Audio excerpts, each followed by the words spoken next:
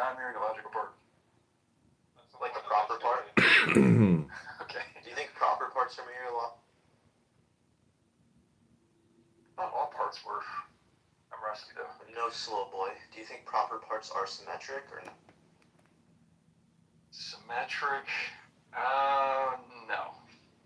Not necessarily. Then what's the distinction between proper and improper parts of the relation slope? I'm trying to remember. Let me ask ChatGPT real quick. Hold on. Is he calling you slow boy because you're Eastern Orthodox? Slow.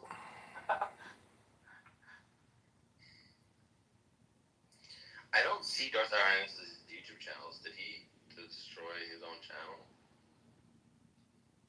I haven't seen any updates in a while. Oh yeah, and have you met Apollo, Sam? I think so. Okay, I'm gonna have to get him on here. Yeah, he's like the king of debating. Is he a Muslim guy? Oh my god. No. Yeah, he was like an anime debater, but he like destroys everyone. In the philosophy community on TikTok and Discord, he's sort of like the king right now.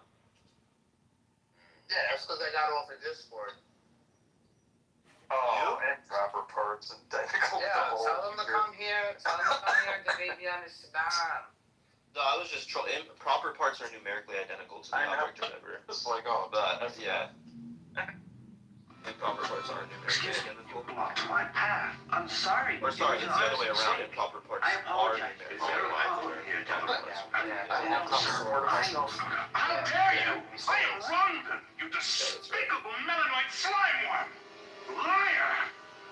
Who do you think you're bullying? You bumped into me. It was your mistake. You were involved. You want this to become my Thank you. A very strange reaction. Not really. When he raised his hand, I saw that it was webbed, the sign of the Zaldin. But you became hostile. Zaldins are infuriated by courtesy. They view it as a form of phony social behavior designed to cover true feelings. Congratulations, Mr. Russia. You handled that particular instinct very well. But this incident deliberate. It's important to know how you candidates deal with other Yeah, I'd be happy to. other species, and it was a test. Yes, not all tests are now store, but they appear to be. It doesn't matter. He's 5'2". Bobby is too intelligent for me. I can't handle it. Yeah, Chinadu's low IQ, but I'll dopamine Yeah, farm him. exactly. Dopamine farm.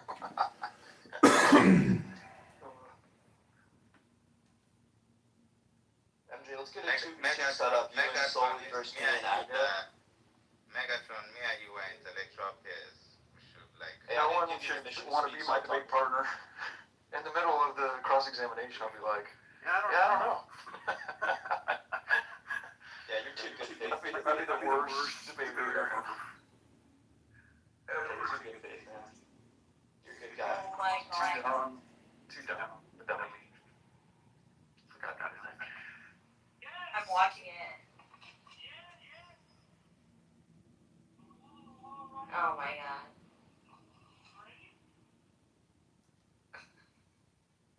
Fucking raccoon.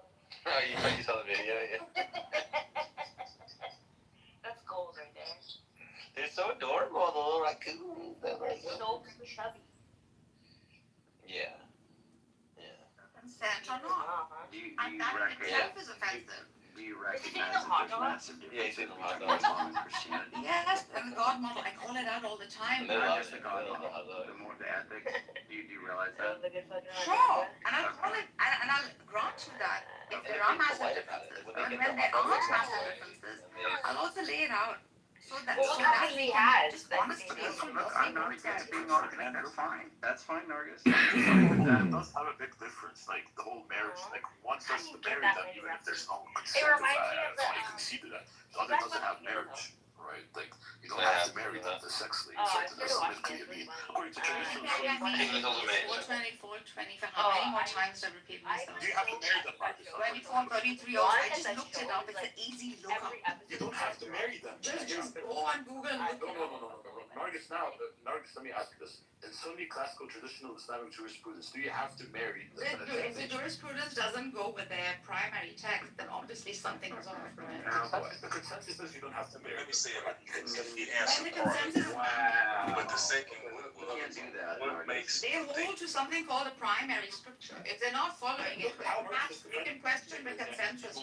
Wants to make that tie, right? Look at how. Yeah, this is When you're arguing with a woman, what did you expect? They don't take accountability. I don't think she's arguing because she's like personally connected. I think it's just that she's thinking from religion through a scholarly perspective, not necessarily. Looking on the I outside. don't know about that. Yeah, like from an I feel outside like- perspective.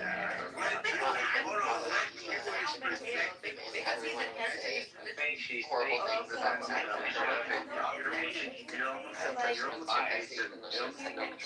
If you take like religious courses through your university, they're gonna be like anarchist. Like I'm not gonna What does that mean?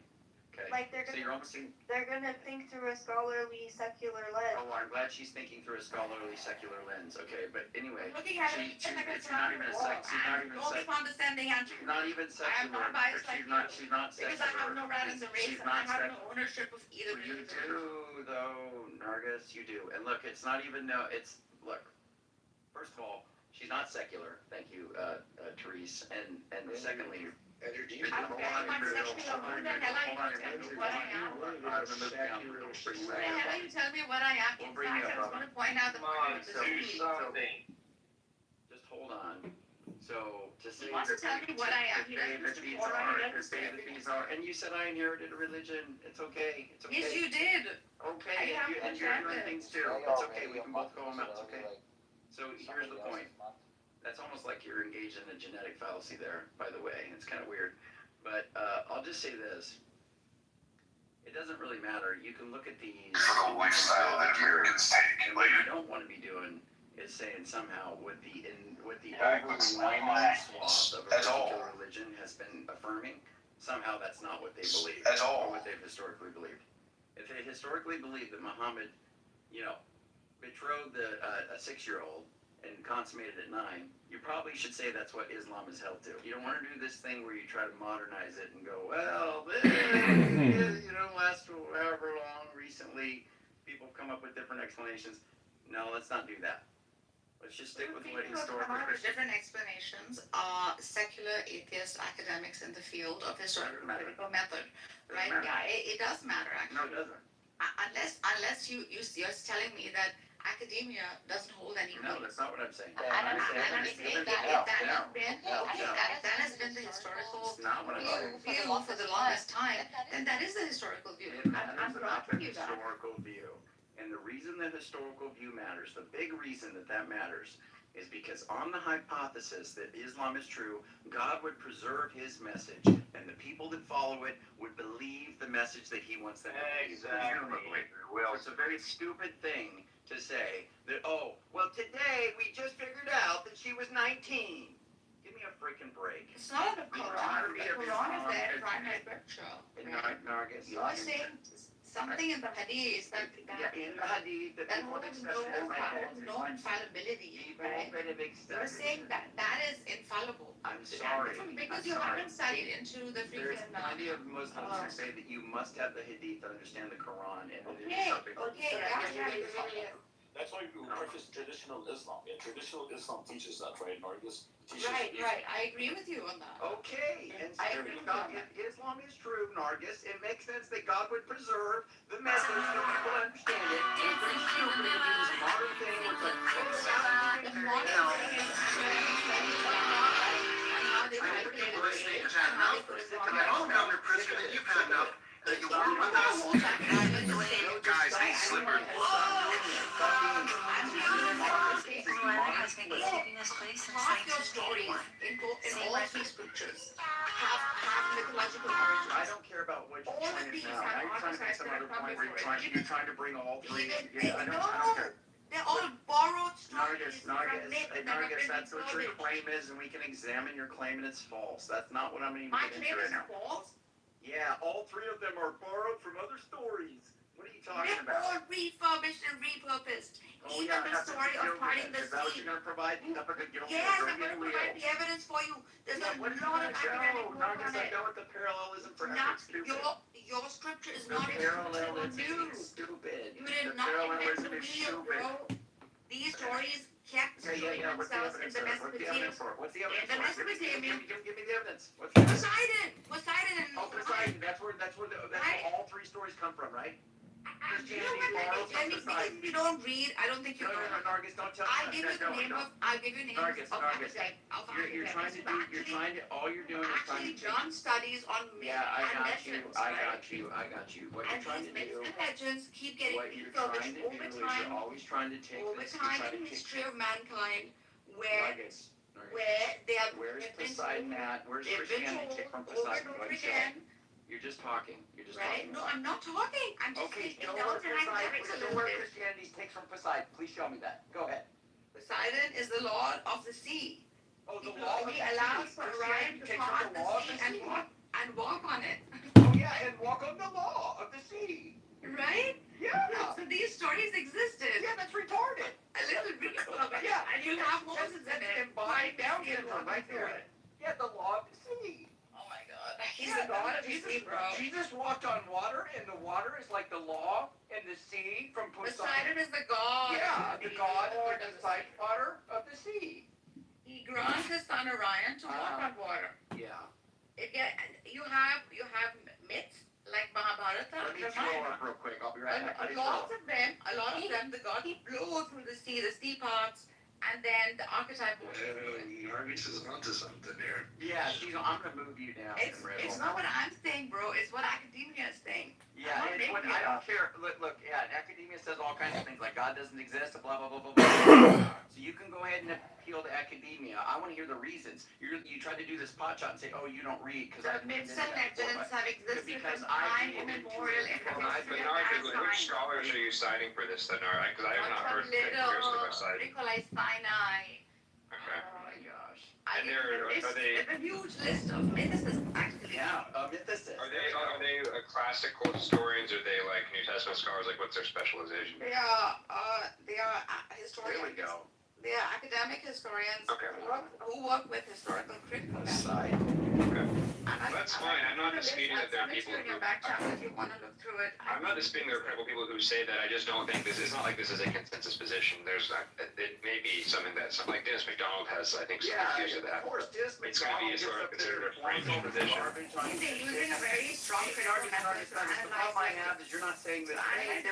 Yeah, but hold on, Andrew, hold on. A lot of it acknowledges too is that there's not really a causal connection because like first century Judaism was very much averse to a lot of sort of the pagan tropes, so they would not have like taken that very well. I'm not saying that there's not any bleed over, but These stories were always running through like the human psyche, right? From the Mesopotamian, Egyptian, Hindu, Vedic. Like these have been great stories, teaching us, giving us morals and stuff like that. So it would only be natural that since trade existed, people traveled. These stories, like through some kind of Chinese whispers, travel from generation to generation, geography to geography. These would just be refurbished, repurposed by the archetype, such that it would hold some moral value for the people of the time, right? And when they were told, it actually benefited and created a sense of well-being for the collective, right? Because that is exactly what the archetype always intended for his people, to create a society in which there was peace, productivity, and some moral value. That's how the academics see it. I'm not denying that there was certainly like interconnection between religions and trade, but I don't think that the causal relation between like first century Christianity and paganism is that strong. I mean, if anything, I think most scholars now would hold to it being more embellished by Judaism, right? Like Jesus does lots of miracles that are reminiscent of what like Elijah and Elisha and Moses do in the Old Testament. I think that connection is there. I don't really think the gospel authors had in mind Jesus replicating like Dionysus or Messiah. Much of monotheism is built on pagan principles. Yeah, notice. You're probably getting like 5 things removed now. You're saying, Can I based on the Zoroastrianism, based on monotheism, like it's like you have to make Good. Yeah. It's like, okay, you're gonna say, well, from Judaism, and Judaism is from Zoroastrianism. Zoroastrianism is based off of like, From ancient Egyptian myth. Because yeah, but that's fine, but that still doesn't mean that they have like that in mind. Like, I don't know if most Jews have. I don't know if most Jews will be able to see that. She's not a subset of scholars. It's like finding the stories interesting, right. so as to Not saying that the subset of scholars. and then repurpose and repurpose. Yeah, I'm just saying, I don't know if you're gonna find like, I seriously doubt that the gospel No, I don't. author, like Matthew, She's not saying there's a subset of scholars that believe this. She's saying it is the case. She said that these three I'm not faiths saying it is draw. the case. They gave it a high probability. No. We're gonna repeat what you No said. historian. You said that these three traditions are drawing off previous traditions. The New Testament clearly draws off Poseidon. Let me read to you the Poseidon parallel. Get ready. Get a puke bucket so you can just listen. It's just what I remember. No. I don't know if that. The most prominent The most prominent parallel. This is Poseidon. Just listen to this. Get a throw up bucket. Also, why was Poseidon? Wouldn't it be Roman versions? Wouldn't it be Neptune? Yeah, I can No, So the most prominent parallel. The most prominent parallel is the demonstration of power over the chaotic sea, which was Poseidon's primary domain. Poseidon. In the Odyssey, Poseidon stirs up massive storms with his trident to impede, I didn't know how to pronounce, Odysseus, I can never pronounce that word. Conversely, he has the power to instantly calm the waters to protect his favored travelers. Got it. Hold on. Jesus, in the calming of the storm, Jesus rebukes the wind and the sea, and there was a great calm. To the first century audience, familiar with Hellenistic culture, this act signaled a level of authority previously reserved for deities like Poseidon. It's funny too, because I don't actually think, I think a better parallel is Honi the circle drawer, who's in Josephus. He's like a first century rabbi, and he, what was that? Oh, I'm just throwing up. Yeah. Honi the circle drawer. I'm just saying that the better. Why is Andrew so triggered? No, I'm not even arguing this is like a made up story. I'm just saying like there was a Jewish tradition of the rabbi who like prayed for rain and it happened like instantly or something like that. Like I'm just saying if you're gonna do a parallel, I think that's a more reasonable one. How about that God is the father of the weather in the weather? Yeah, that's fine. No, I'm not disputing that though. I'm not denying that. I'm just saying that stupid to say that this is a response or some kind of polemic or whatever. No, I don't think it's Look, you can even find parallels, Andrew, with like Fatima, like the girl, they could spring the top and hit that. Caleb, why is Andrew?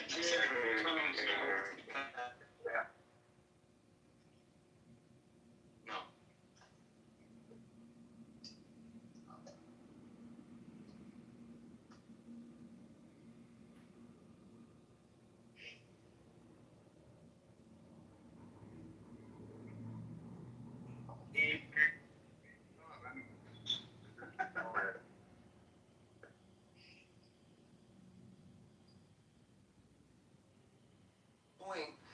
That's how that story got developed in response to an earlier one, right? So you're both kind of right. Can we just stop being so stupid about can we just be anthropologists for a second and actually do this correctly? Thank you for that. All I'm saying is Andrew don't say anything about the historicity of the case either. It can be the case that there can be parallels and also that it really happened. They're not mutually exclusive. What's up? Who took the jam out of your mouth? Yeah, I'm sorry. This stuff. No, I'm saying, why are you so? Are you not listening? What are people saying? No, I just put my headphones back on. Okay, yeah, because Nargis is up here doing her nonsense. She's trying to say here she's cucking for Islam while saying she's trying to say that three traditions all draw some narratives that are clearly mythological and they're just blah blah blah blah blah. I'm like, okay, well give me an example. And she's like, well, the New Testament with Poseidon. And then I read what is being said between Poseidon, although for some reason Frenchie thinks this is reasonable. And then my mind is blown. Walking on water. The ability to traverse the surface of the ocean is a specific attribute shared between the true. Really? Think of it. I mean, you just said that might be off of Joshua. No, how it's more similar to parting the Red Sea than it is to Poseidon, if anything. People eat food and have people follow them. The fact that people follow them and they have disciples and eat food. Ask you to take down the excitement level. Andrew, calm down, my God. I'm still not following. Is it all it's I'm saying? absolutely disgusted by the parallel mania garbage. It's like, Andrew. it's like XI or IX or whatever that bullfish guy's name on Discord. He provides a thing where, Jesus ate in the upper room with his 12 followers and there's candlelight. There was upper room and these people were eating and there was people who were following him. Oh yeah! That's a brilliant rip-off of that. Andrew, it's not that they're mutually exclusive. You can have both. Unbelievably retarded. It doesn't mean that they're mutually exclusive. You can have it actually happen historically. Caleb, if I say that 4 people walked with me and I went and we there was a jousting sword fight. Okay, yeah. 4 people followed him and these 2 people were on horses and took each other. Oh, look at the aura! Oh, sure. I'm saying that it's but I think hold on, Andrew, hold on. Let me just. I will agree that the Poseidon Jesus comparison is a good try. The idea is that's what gods do. Gods control water. That's it. Yeah. I don't think that's a crazy thing to say. Yeah, but gods do everything, and gods create stuff out of nothing, and gods do what? Andrew. What? Can I just literally, this is what it says. The ability to traverse the surface of the ocean is a specific attribute shared between the two. Moses is a better analogy. I think that Jesus saw himself as Matthew has Jesus be the Moses author of his gospel. I don't think that's subjective. I think Jesus really thought himself as Moses. He went out of his way to do the same miracles, but he did to a bigger scale. Other examples of this in history. Josephus tells us that there was a. That's fine. That's fine. I'm not disputing that. I'm just saying Jesus goes out of his way to intentionally do the same things that some of the prophets do, just like John the Baptist tries to emulate Elisha, right? By putting on the hair and doing some of the same things and saying some of the same things. There's nothing wrong with that. I think Jesus went out of his way to do all the same miracles. There's nothing wrong with that. The larger point that she's making, okay, which I'm not even saying that there's not some strands or strains or things that have happened historically that are copied or copied, all right? The aspects of different traditions in the Old Testament and New. I'm not saying that, okay? What I'm saying is that she then concludes, these are just all mythological. They're just making this up and they're drawing off of these different traditions, which is what she was saying at the beginning. I find that to be really retarded. And this besides That just says all kinds of fucking nonsense. Yeah. Hold on. Yeah, it's do better, Bob. It's do better. Academia uses historical critical methods. There's all kinds of. What is wrong with you?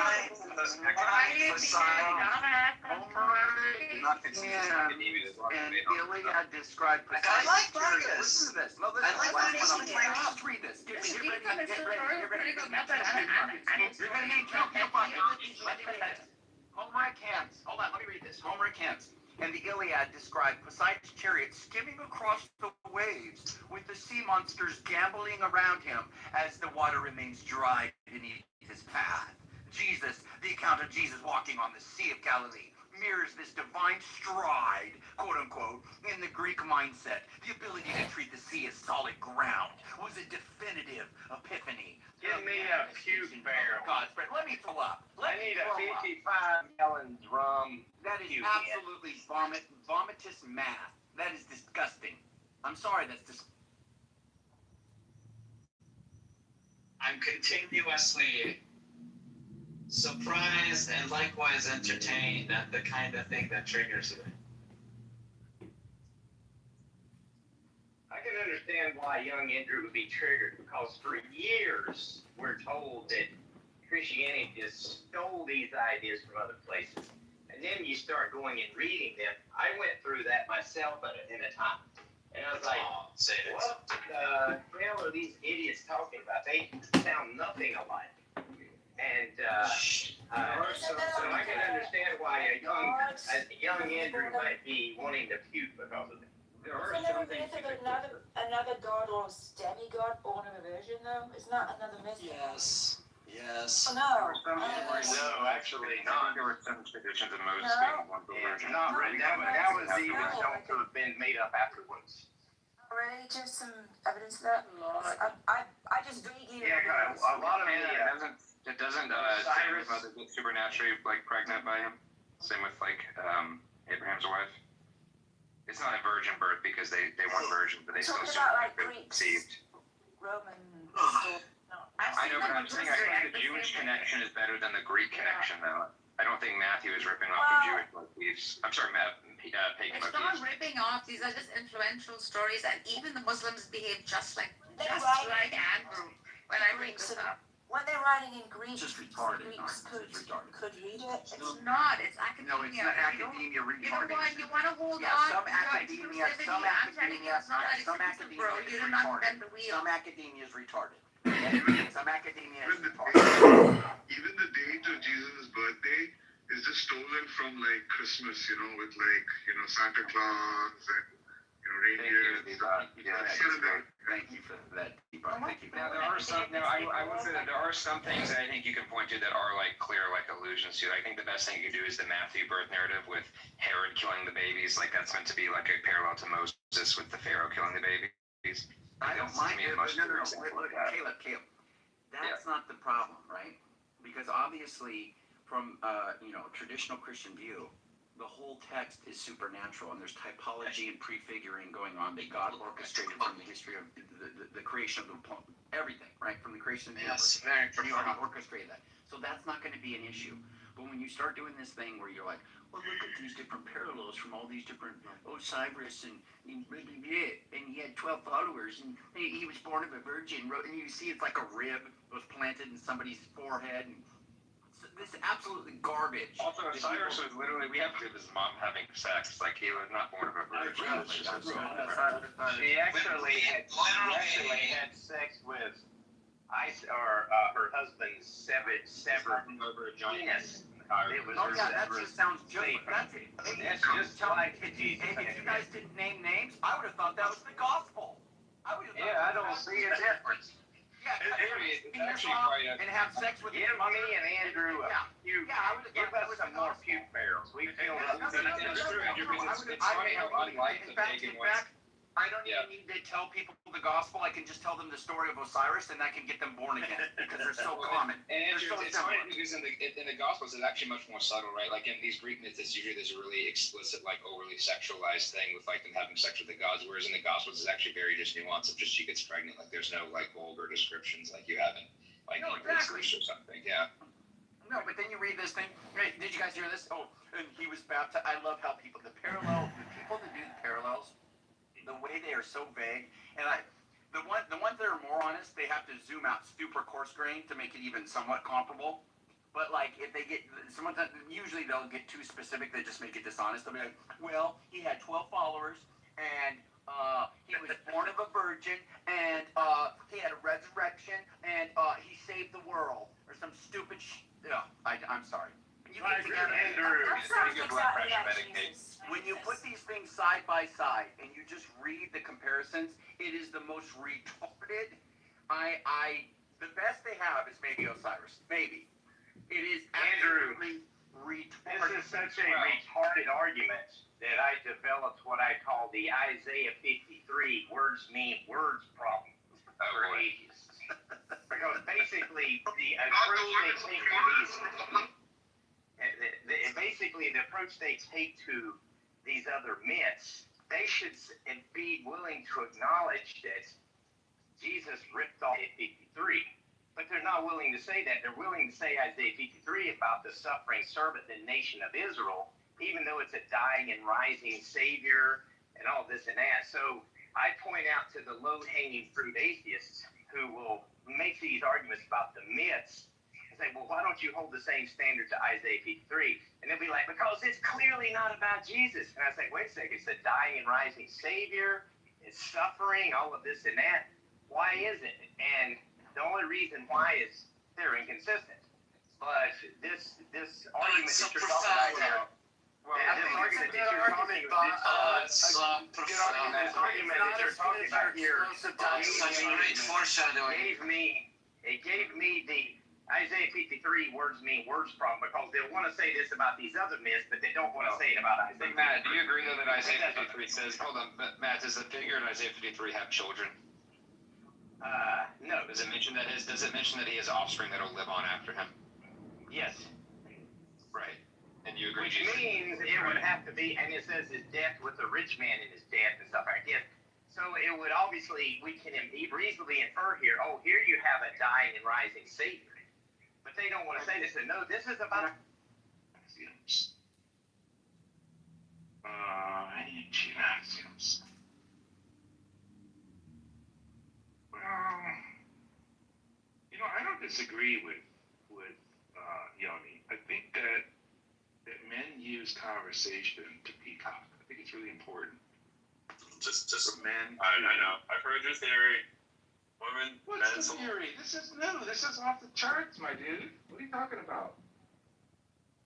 What's the theory? Men use their vocal skills to select a mate, and that's all they're doing. They tell stories to select mates, right? Peacocking. Yeah, I think that men offer their intellectual wares, and women cruise by and decide whose brain is well attached and whose brain is sort of half disconnected and malformed.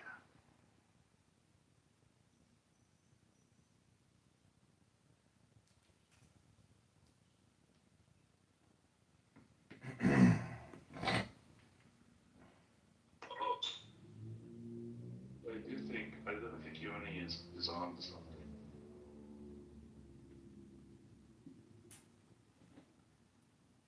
Jesus, right? Jesus. I really get upset. No, absolutely. The times I really get upset is when these people, they go on to like say things like, the live action version of The Little Mermaid was not based on like cartoon version, right? Because like every pixel, like the original one had like pixels and it was animated and like Now I understand the stories in the Bible. It's such great narrative foreshadowing. Any fucking Christopher Nolan script has much better narrative, sophisticated foreshadowing than the fucking Bible. Hey, there's some Any of them. Back to the Future had better foreshadowing. Fucking Fight Club had better foreshadowing. Memento had better foreshadowing. All of these movies do it much better. clever foreshadowing. The Sixth. I think Monica thinks that Republicans should win, and I think that the Democrats need to fix themselves so that the Republicans can lose. Sorry, that was loud. There's a bit of overlap in that. Here comes the once famous Star Crowley. What's up, Star Crowley? Good morning. Well, it's been that long. Hasn't been that long. No. Where's the main thing here?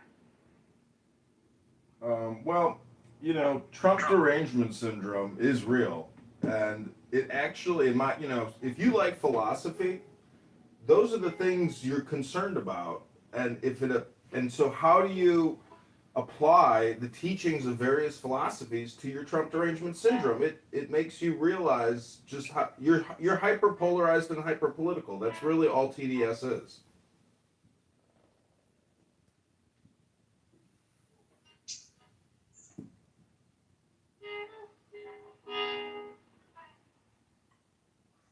I lost that.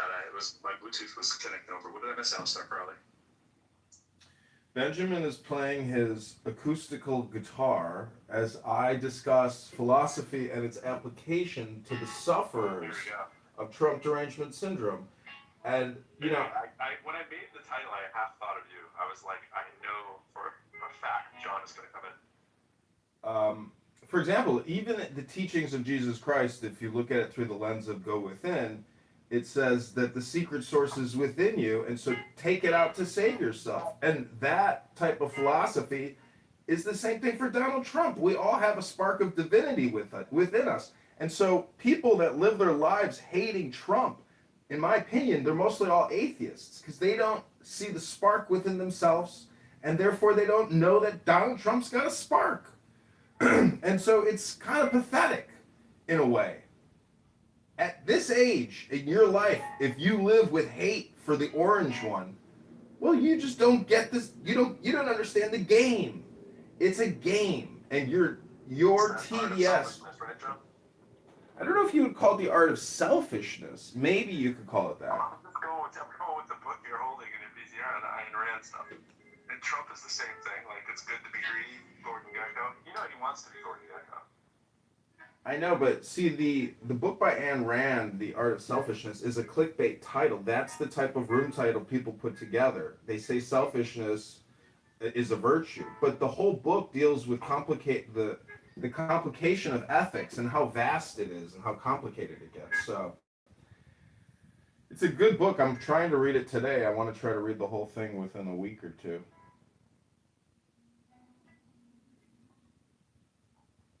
You know, you have terrible TDS, and your rooms are TDS incubators. If you were a venture capitalist, you'd be a TDS millionaire at this point. Well, that's not entirely fair. Well, I probably wouldn't be a TDS millionaire. But if I were a venture capitalist, I probably already would be. So there's that. Yeah, maybe. I mean, don't put your... I'm not insane, Monica. Monica's claiming she's not insane. Why is she having to do that? Benjamin, I have a question for you. Do you know what the Constitution of Muhammad is?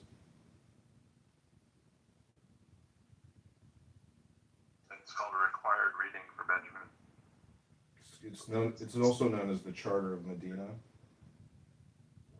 That's the required reading of Written in Benjamin. 622. That would be required reading for all K through 2. I'm going to put the link in the chat. If you read the Charter of Medina, you will realize that Muhammad is a fraud and that his entire religion is a scam. And the Charter of Medina, or the Constitution of Muhammad... You know, he has been coming in and... You know what else is a scam? Your political campaign. That's what else is a scam. That's good, Kevin. That was well Thank timed. you. Well We played. should invite T up. We haven't heard from him for... TDS, you know what the real problem is? It's TDDS, Trump derangement syndrome. Anytime someone criticizes Trump, they call it Trump derangement syndrome. That's the real problem. Kevin. I think all of us, myself included, deserve a big old apology for the allegedly hysterical liberals in 2016 because they were right about fucking everything. Well, Kevin, what about T-triple-DS? I mean, I just reframed your frame and we added a D. Check out Fred's PTR. F equals M EV over DT. Oh, made that. Oh, my God. Sir, you have 37 cell phones and are running a failing political career. Multiplied by... How is it a failing political career? Capital F, funny little arrow.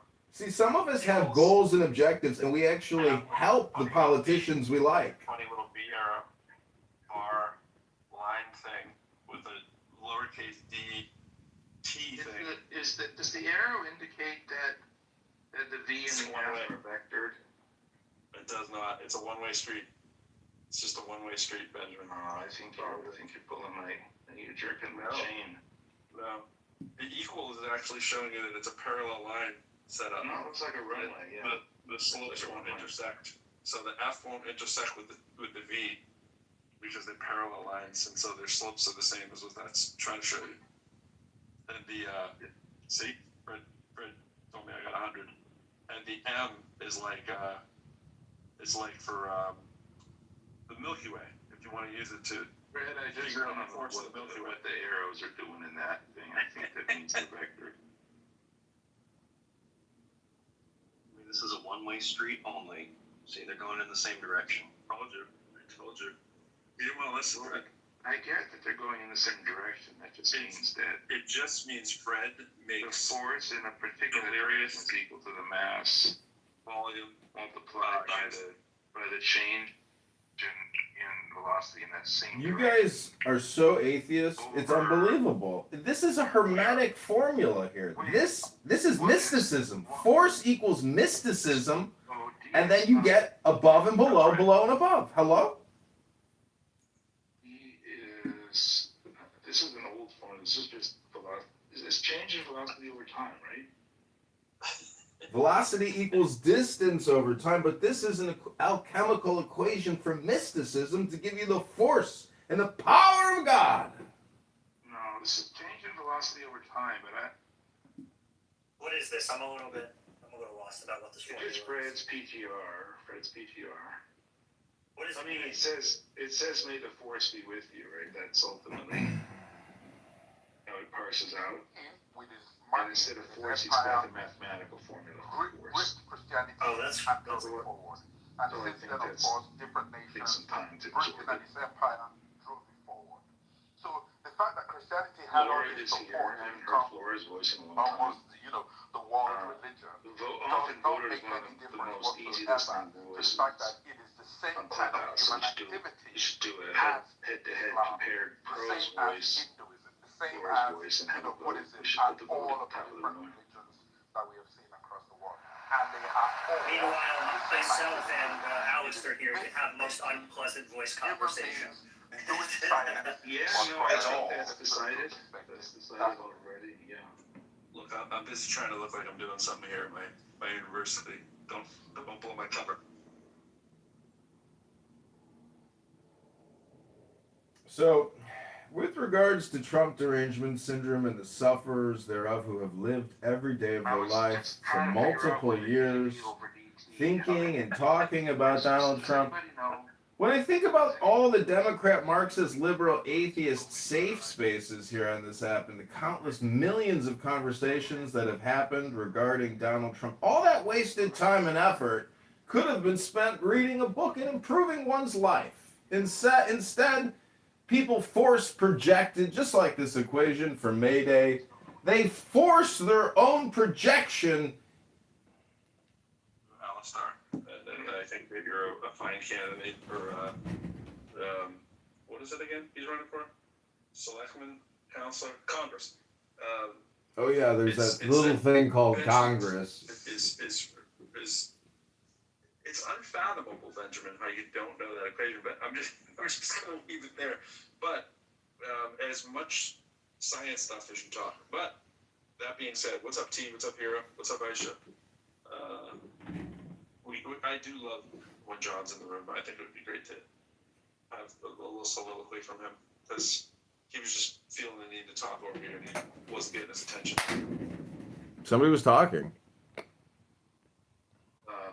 No, I had the meaning right. I just was trying to work out, like, how did the D's get in there? It's all about the D. You know what I'm saying? Just not sure what the D's. That's what she said. That's what she said, Benjamin. You've never seen the equation that said, like, D over DT? Like, oh man, the DV over DT is But so I'd common rather now, it goes back our forever. food be dyed by natural, even if it's do a little bugs, bit that's of fine. Here, That's cool. That's fine. I'd rather have that with, Where did the D come chemicals in? That, we can. you don't know, you're not telling me, you're holding back. The bug red dye is like not a concern to me. What about the pure vanilla? Well, they stopped doing that a long time ago. You know, I got rid of that a long time. Real vanilla is very expensive, but it's so good. I would eat vanilla though.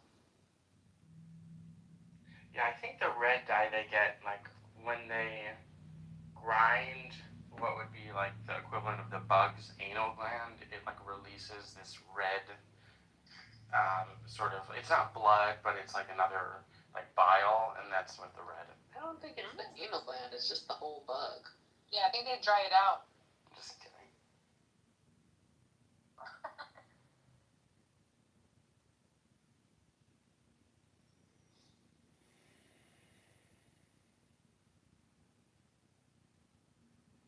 The justification 75 plus years ago in order, like, you don't have to think anything about how Jews deserve to live there in the Yishuv or 1948 or whatever in order to think that, the status quo is okay as is in a certain sense.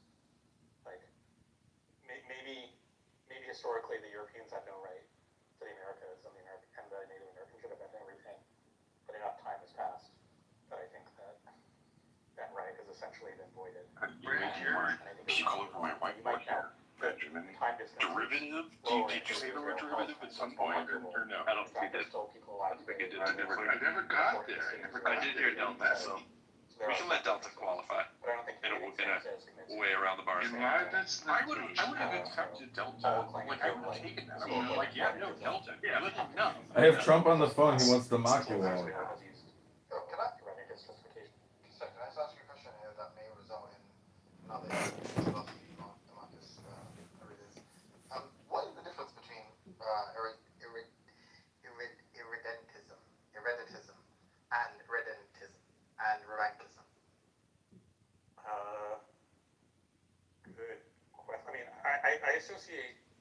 revanchism is like avenging a loss or something, whereas hereditism is just like this particular territory is ours. But that may just mean I don't know if I read the actual dictionary definition. This is just like the general connotations I've absorbed culturally through Just like, as most. because it seems like the only way.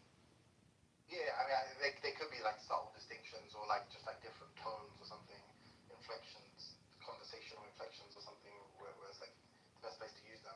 But like, technically, you'd have to have like lost the land. You don't need to want to claim it back in both scenarios. So, do you want me to hear the Google definition of the two, or? Okay. Irredentism claims land based on shared ethnicity or motherland ties, whereas revanchism focuses on taking back lost territory as revenge for military defeat, regardless of ethnic composition.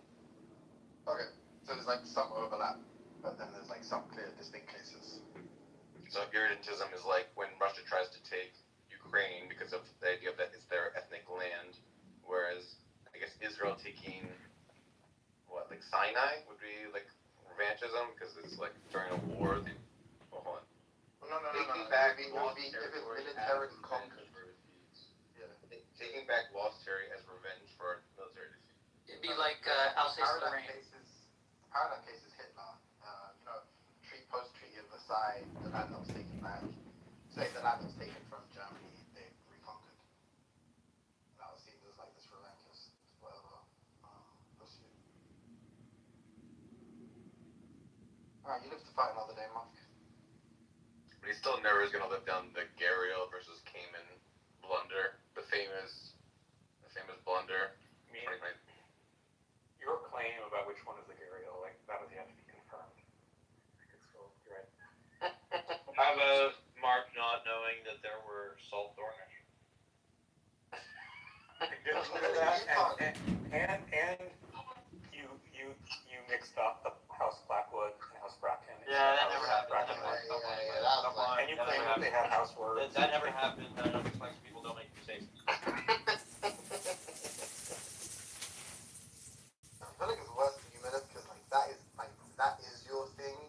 Like Mark is proven to be a jack of all trades, so we can kind of forgive him like one or two missteps. But like you, like you're the guy. Like Somebody move Timothy down, please.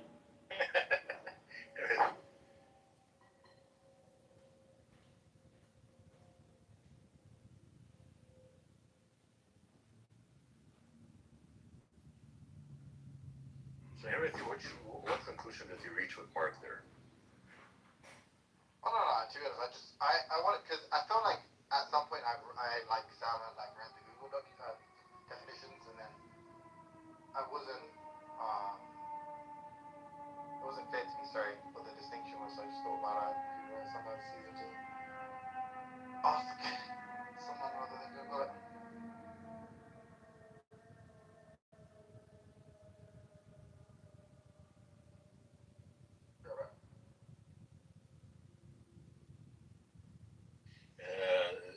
Beef, what's the title about? Man or bear?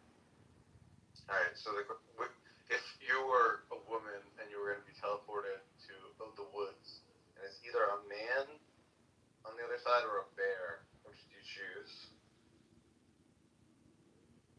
What woman on stage are you asking? How many women have chosen a bear? There's a fair number of women choose bear. Interesting. Yeah, I mean, I would, man, I think it's pretty, but I think there's a trick there or something, right? There's not really a trick. The only trick that I would say is that if the bear was a panda bear, you probably should choose panda. But like, I think you should, in general, if you don't know what kind of bear, you should go with man. I thought everyone was like so synthesizer. Well, I think a lot of feminist women want to signal so strongly that they hate men and think that they're vile, that they will say stupid stuff like bears are safer than men. You know, like, even though like very clearly it's very dangerous. A bear is a very dangerous animal. It's like literally a predator. Will literally eat you.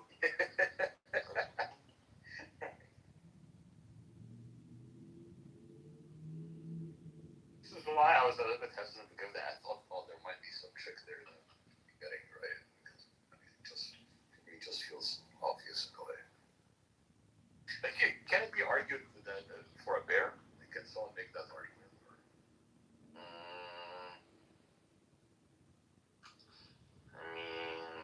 I mean, maybe you can say like the bear isn't like a moral agent, whereas a man is, and so like even if a bear attacks me, he's not immoral, but if a man does, it is, right? And so like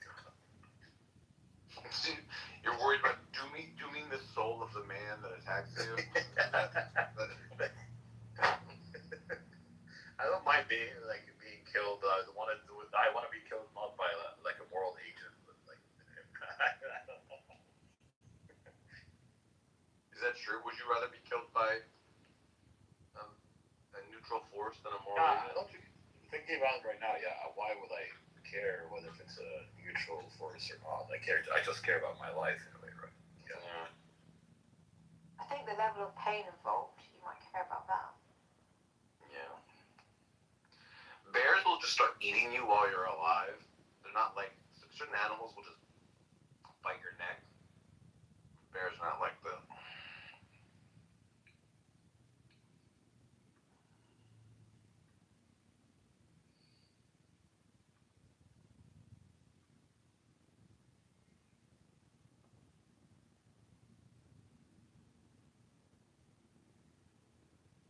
No, Severin. It says in the Bible that it's a great sin to have sex with a man, but it never says it's a great sin to have sex with a bear. So, if you're being on the safe side, it's like you should have sex with the bear rather than have sex with the man. If you're a man. Yeah, well, actually, that's you can make a point there, right? Maybe. Yeah, I feel like I'm right that the Bible never explicitly says no bestiality. Like, I think it just assumes that no one would want to do that. But maybe I'm wrong about that. I think I'm not sure if there isn't in the Old Testament some law that talks about bestiality, or in the New Testament mentions that. I think that there are church fathers who mention bestiality, whether it's a sin or not. I think they did consider it to be a sin. But I don't know if it's explicit in the texts of the Bible, though. Not sure. They might have grouped it under a general sort of sodomy is wrong notion, which. I mean, there is in Leviticus 19 when God talks about all the evils that the Canaanites committed, including having sex with donkeys, right? And actually, that's one of the reasons why God commanded to also kill the livestock alongside, the other people, the civilians, when He commanded to kill the Canaanites. Remember that there is mention also of the livestock, and it's implied that the reason is because they had sex with those livestock. Some people had sex with them, and some people. So I think there might be an implication there of bestiality being a sin or something, or an evil in the eyes of God. Right, Exodus 22:19 says, "Whoever lies with an animal shall be put to death." Yeah. Okay. There you go. Yeah.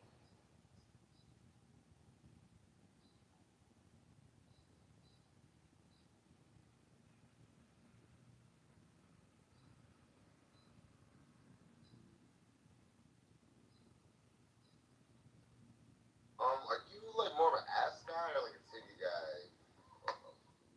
I think that whereas breasts nourish life, and they're fundamentally symbolizing bringing life anew to the young, asses represent shit and filth and waste. So because of my fundamentally orientation towards civilization, I'm a tit guy. Really? So you came when you were born out of cycle of regeneration, you call birth. You came out of your mama's titties, or came more. Well, I didn't come out of her ass. I mean, her ass. That was a very, very good point, World. You really got him there. Pretty much came out of her ass. Okay, maybe a couple inches from her ass. Never mind. But I like your argument. I'm gonna steal it.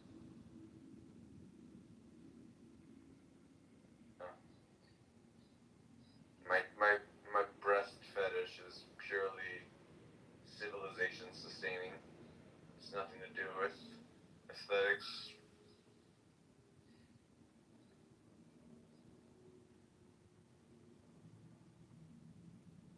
It is. Yeah, I'm saying, what about the hips? What about the lips? Like, I like lips. I don't know. It's like a good face, honestly, over titties too.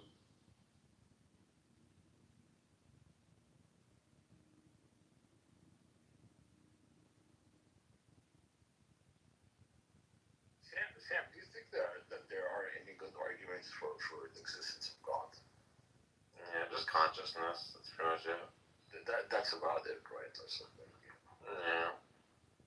Maybe like some sort of idea that like a first cause type thing. I don't know. That there had to be a necessary being or something.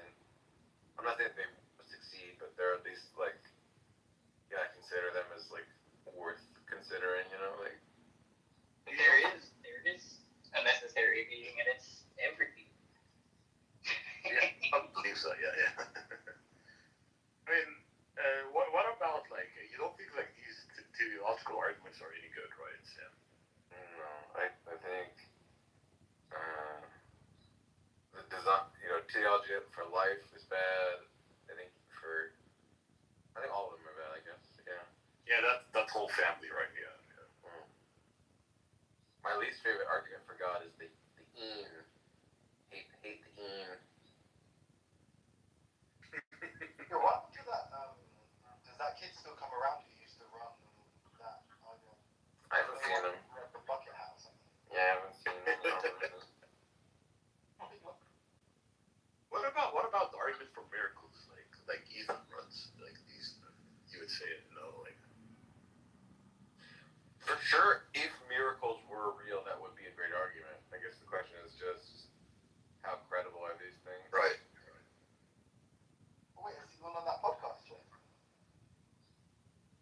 In what podcast have you seen? No, the one you told me about. The one he needs a suit for. Oh yeah, I think it's still like next week. He's gonna hop on there. Yeah. On Pints with Aquinas, right? That was the whole like fundraiser thing to get him a suit. Did you hear about this? He raised the guy, the Capturing Christianity guy. He started a GoFundMe for Ethan to get like a suit, and the amount they needed to raise was like 1,000 or something, and they doubled it. They raised double the amount they required in like half the time or something. Based. And like I've seen the comments on Ethan's Capturing Christianity videos. I'm like, oh my god, yeah, Ethan's a star. So yeah, I can't wait to see more of this. But he's like apparently, which I believe. Sorry, I'm not saying like allegedly. Like apparently he's converted like loads of people from just watching that debate. And it's interesting because that debate is, what seems kind of, well, I guess if he's arguing that it's a demon, then he is just trying to falsify it. But then he isn't arguing that it's like there's an actual explanation of it. Yeah, they did not argue I wish she debates like an atheist on these issues. Right? They get him like an atheist in debate or something. I wonder how much money he's got Cameron. Probably not. Because Cameron's raising the money for him. So clearly, like, Cameron doesn't want Well, yeah, but I mean, obviously Cameron is a huge grifter, and like all of his content is geared towards his grifting enterprise. So I don't know him well enough. Like, why is he a grifter? Or like, what kind of? He's always been a grifter, dude. I'd have to like. What? I said he's just always been a grifter. That's just like his MO. I'm saying like, is the grift like raise money for like? I don't know. What do you think the grift is? Well, it's like for his quote unquote ministry or whatever. You know what I mean? Like it's like the same way all these guys kind of grift. Like, I think like a lot of people made this case in observation at the time that like he turned the channel into capturing Catholicism and like converted to Catholicism because like there was more money in being a Catholic. Channels, by the way. So he's still got Capturing Christianity, and now he's got Capturing Catholicism. No. Capturing Christianity is that channel. It's just been renamed Capturing Catholicism. Well, I don't want to do the like. Do you want to bet? But he does have 2 channels. He might have 2 channels, but if you look at that, if you look at the channel. Wait, I don't know about this because if you look at the channel that's currently called Capturing Catholicism, and you go into like the about list there, it still says Capturing Christianity. The Capturing Christianity channel has like 20 times the subscribers. Yeah. So I'm guessing that's the original. Yeah, 415,000 subs capturing Christianity, and then the new one capturing Catholicism has like less than 100,000. Well, maybe they're linked together or something then, because I think that if you go to the capturing, I just assumed you renamed it. YouTube is doing that now, where they'll right. You can post a video that basically is linked to two channels. No, that is different though. What I'm saying is, if you go to the one that's called Capturing Catholicism, right, and you go to its like about page or some shit, right? There's a link that just says Capturing Christianity. So like, I don't know. Yeah, probably, but I think he does because it's far smaller subscriber count than the OG channel. Well, that may be. I could be fucking that up, but he is a grifter though. That I'm not fucking up. He just seems. I remember like somebody died at one point. There was this like whole like debacle because like somebody who was involved in his music.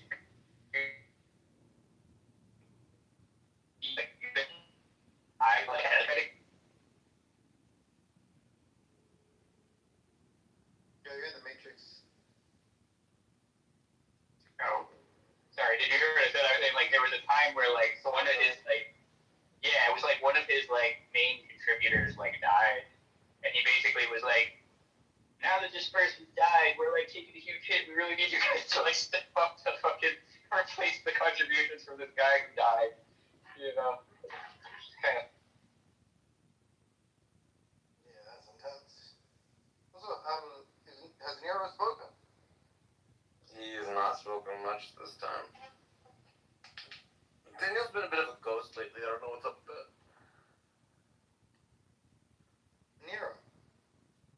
Nero's ghost.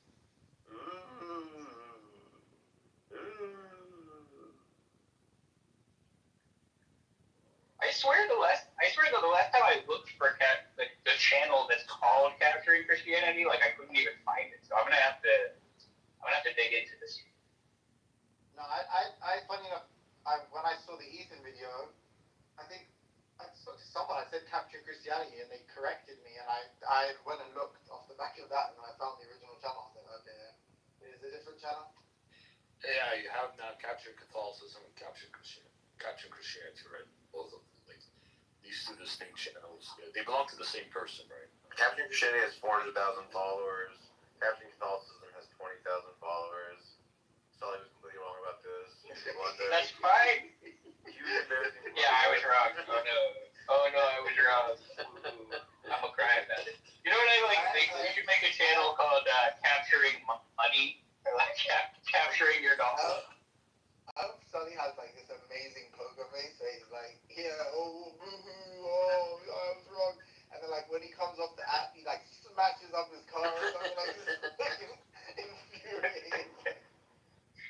Oh my god, I'm in the middle of fixing my car right now, dude. I just have to go pick up 2 rims. Now I'm going to get tires. Oh, what? Are they 30s? Dude, I was on here when one of my tires just had a persistent leak for a while because the rim was fucked up. So that's one of the ones that I think tires got a flat. While I was on here, I was just like, oh fuck, my tire's going flat, shit. Yo, no, he's not from Massachusetts. Where the fuck is that guy from? You know, there's that guy, he's like a Marine. And he's like running for like governor or senator or something. And he's like some like no nonsense, doesn't take shit, like fuck. And he's like ginger, he has like a beard. You know what I'm talking about? See kids of him. He's like running for some office, and he's like a blue collar, like rugged, like calls it how he sees it kind of guy. But he's like very critical of the Iran war. I can't remember his name. Or I don't know where I thought it was Massachusetts. Yeah, I don't know who that is. Anyway, I gotta run for a minute though. We're talking about a movie, Emily, or No, it's some guy who's running for some. Oh, I think you know Dan Crenshaw or something like that, right? Let me check. Say Dan Crenshaw. Yeah, I think that's the guy. What, you talking about the Texan? Oh, no. I know that guy. No. That guy, he's in office already. Yeah. Oh, the one. No, there's a guy who's campaigning currently, but I just don't know for where. I'm a no-nonsense ginger. You have any questions for me? Thoughts about the Iran war? It doesn't seem to be going so well. Dude, the rebranding is kind of epic though. I don't know if you see what's happening now, but they've rebranded it to like fucking Project Freedom or something, and they're like, look, we just like if Iran wants to be the aggressors, all we want to do is ferry ships to safety. Like we just like all we care about is that all of these crew members don't starve to death in the Persian Gulf. Got Hexen speaking like this meek and mild, lily-livered, fucking, you know. Well, that's smart, Timothy. Come on, you have to give it. That's a little bit smart. The rebrand. Well, it's just too obvious. Like it's just too. Like, it's like the accusation is like, oh, don't aggress against us while we're just like pursuing this humanitarian mission. And it's like, yo, dude, didn't you just like fucking say you were gonna just threaten to destroy our entire civilization like 2 weeks, literally like 2 weeks ago? Like, then. You think Timothy they're gonna continue fighting? That was 2 weeks ago. And there is some evidence for one of them, right? It's not sufficient to say that he's the murderer. Like, let's say he was in the general vicinity. That's the only bit that says that he did it. That still counts as evidence, even if it's not sufficient to say that he's the murderer. Do you understand? It doesn't have to be convincing to still be counted as evidence. Yeah, and the challenge is Jesus is a fictional character. So if I see a fictional character appear in the sky, I need to be questioning myself in terms of what am I actually seeing. Is that you're begging the question because if he's in the sky, then you have to say, well, maybe he's not a fictional character, right? Had a taste of You already said and a new sort of coordinate awoke, making time just another poor tenant, but you bearing haven't. weight, taking fire, trading smokes. Yeah, but you in haven't the war looked out between that us this and our exists, ghosts. right? You literally said there was no way to disprove that. The statement about God, it wasn't a statement about Jesus. I know for No, she's like So you the ruled out actual- the Christian. yes, I think it is definitely possible To me, prove it that is. Christian God does No, not it's exist. absolutely That Jesus Christ never And existed. again, no, You don't think that Jesus? Well, hold on, you don't think that Jesus of Nazareth, like as a historical figure, regardless whether he was God or not, existed? Absolutely not. Jesus as a so-called historical character, to my mind, is not a historical character. I think the whole idea of Jesus like consensus from historian would be, or do you think consensus of historians disagree? And my insight is keen as the hawk's. By my head I invoke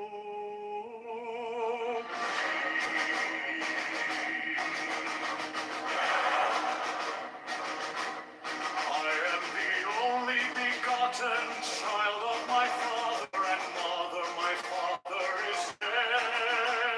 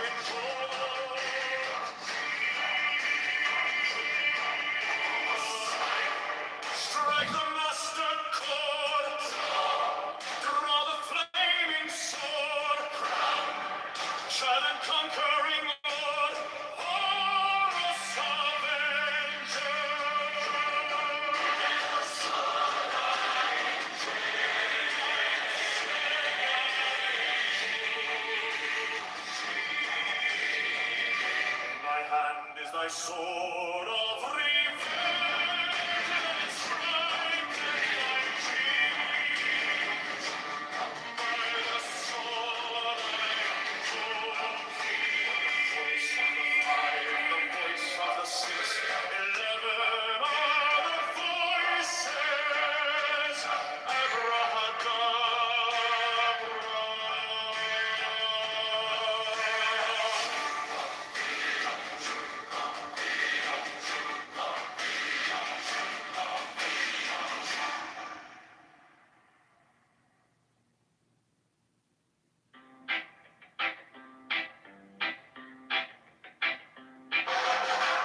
What do you mean? Mine is the head of the man, and my insight is keen as the hawks. By my head I invoked it.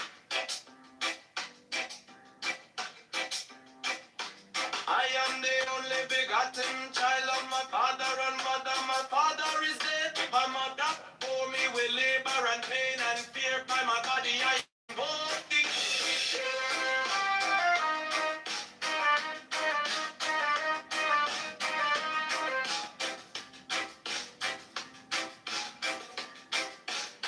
About me shine the diamonds of radiance, white and pure.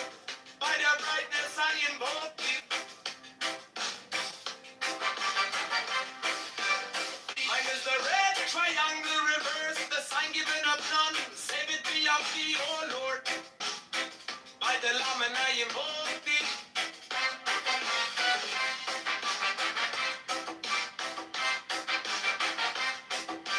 Free mine is the garment of white, sewn with gold. The flashing of eye that I wear by my robe I invoke thee. In mine is the sign of a puppet and typhon. By the sign I invoke thee. For mine is the turban of white and gold, and mine the blue vigor of the intimate veil. By my crown I invoke thee. My fingers travel on the beads of pearl, so run I after thee in thy car of glory. By my fingers I invoke thee. I hear the wand of double power in the voice of the master. Abraham, by the word I invoke thee. Be mine not the dark blue waves of music in the song that I made. What is Scott Besson's net worth and how did he generate his income? What is Elon Musk and how did he generate his? Did Scott Besson attack Elon Musk and what were they fighting about? Did Elon Musk on Fox News during Doge and say this is the biggest revolution since the finance? What did Elon mean? How much did Doge save U.S. taxpayers? Top 10 leftist work projects and programs cut?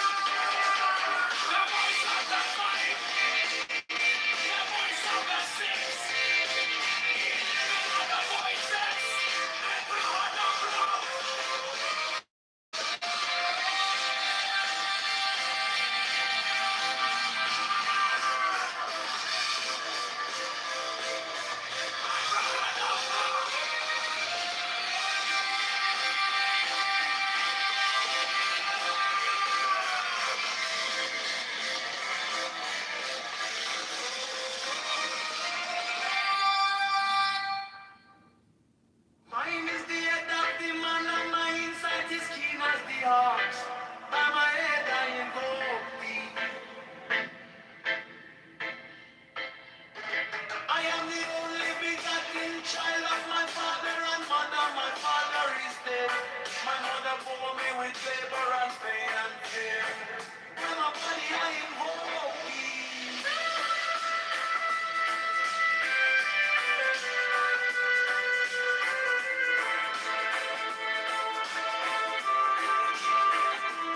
I want me shine the diamonds of radiance, white and pure. By the brightness I invoke thee. Mine is the red triangle reverse, the sign given of none. Save it be, oh thee, oh Lord. By the Lamb and I invoke thee.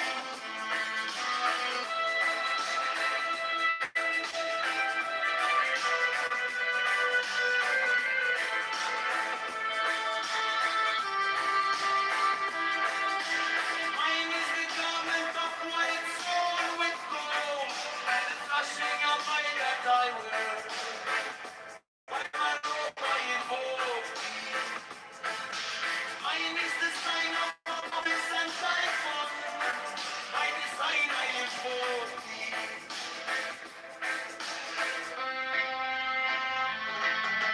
Mine is the turban of white and gold, and mine the vigor and the intimate. By my throne I invoke thee. My fingers travel in the beats of birds, so run I after thee in thy car of glory. By my fingers I invoke thee.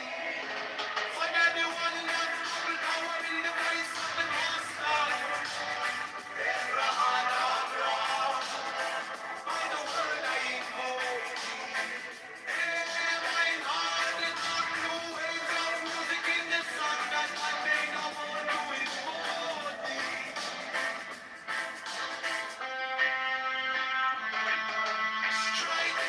Strike the monster chord, draw the flaming sword, giant conquering Lord, our Lord, Abib God, by the sword I invoke thee.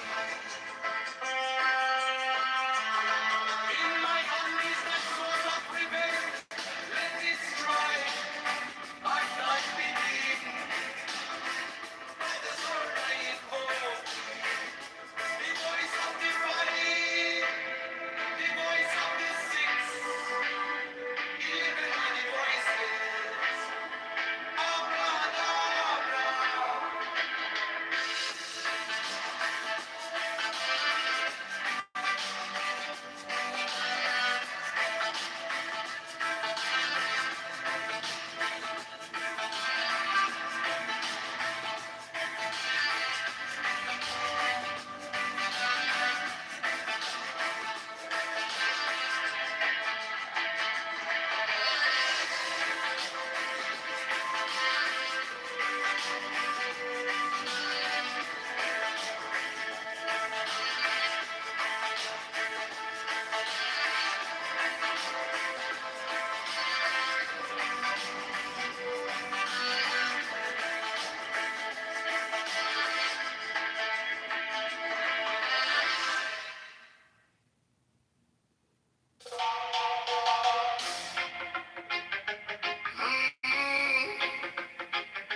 Mine is the head of the man, and my insight is keen as the heart. By my head I invoke thee. I am the only begotten child of my father and mother. My father is dead. My mother bore me with labor and pain and fear. By my body I invoke thee. About me shine the diamonds of radiance, white and pure. By the brightness I invoke thee. Mine is the red triangle reverse, the sign given of none, save it be of thee. Oh Lord, by the layman I invoke thee. Mine is the garment of white, so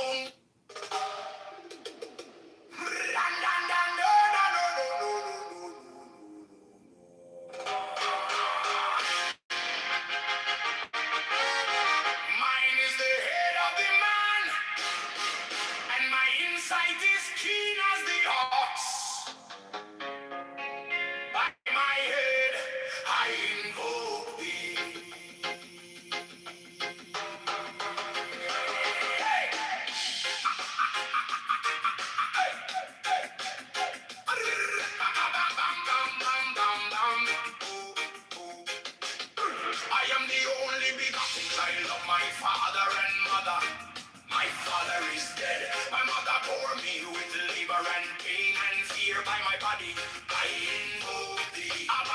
shine the diamonds of radiance, white and pure. By their brightness,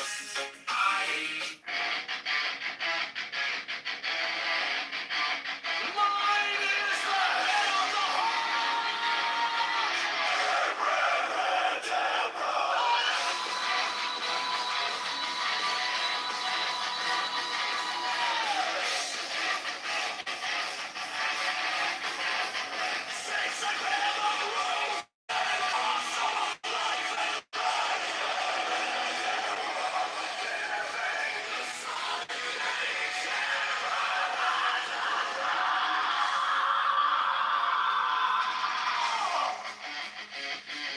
remaining in the sign.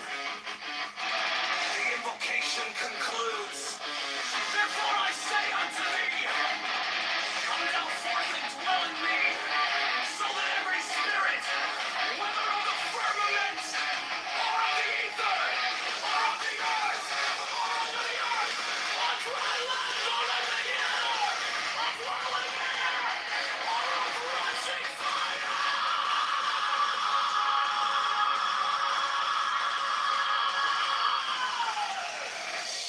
and every spell and scourge of God, the vast one might be there.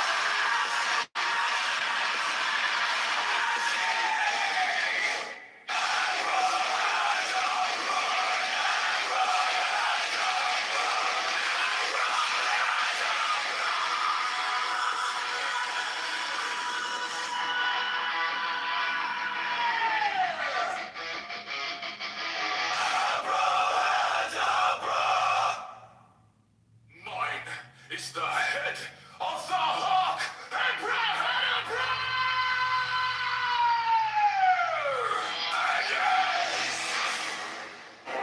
I bear the rose and cross of life and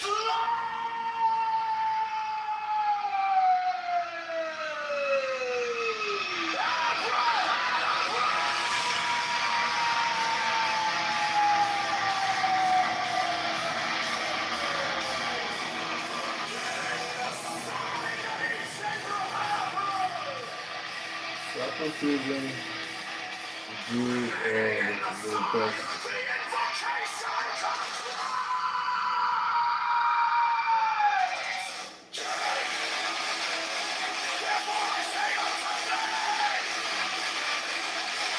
Thank you, God.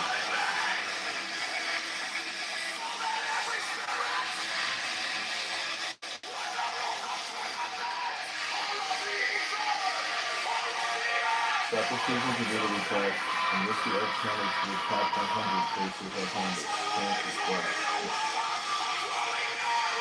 Yes.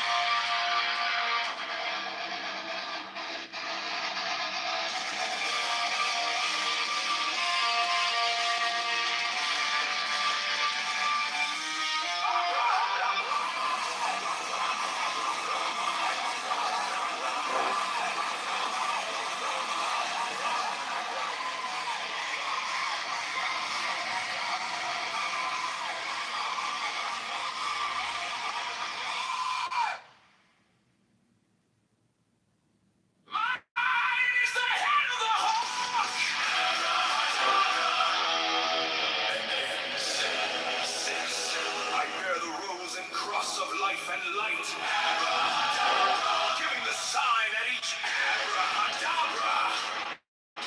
Remaining in the sign, the invocation concludes.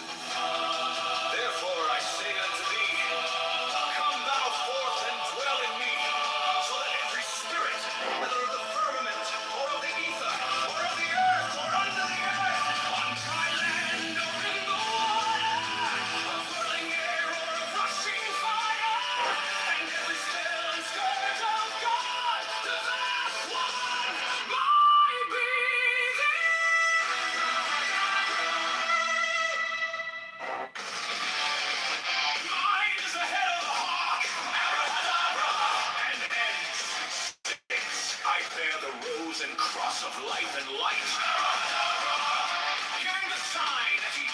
Abrahadabra.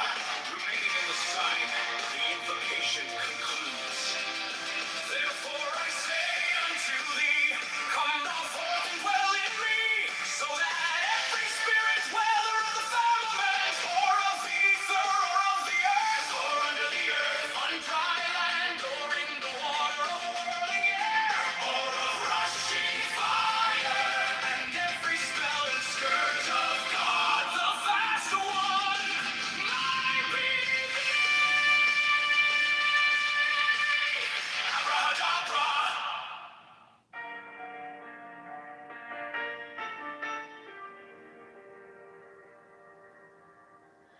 You came like dawn in my hands, soft but stronger than I knew.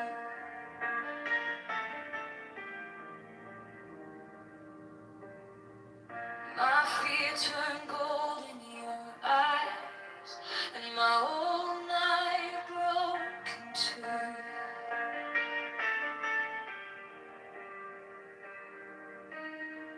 I was lost in the noise, now I'm learning how to stay close to your quiet light in the middle of the day. Stop thinking, let it fall.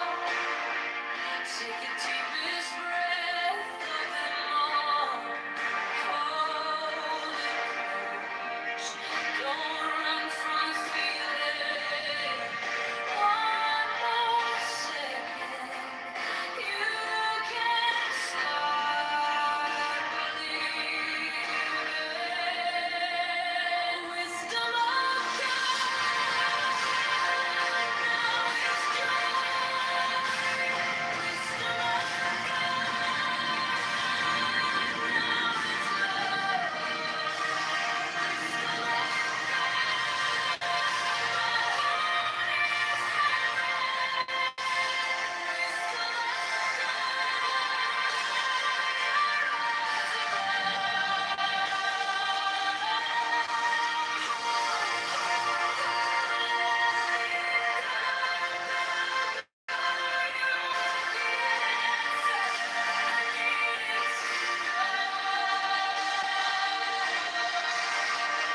your touch is a steady rain on the dust of who I was.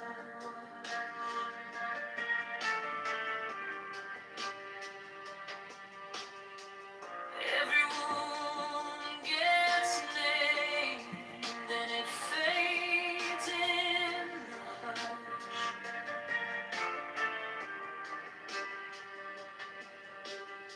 I don't need 1,000 signs when your name is in my chest. One deep breath, one breath.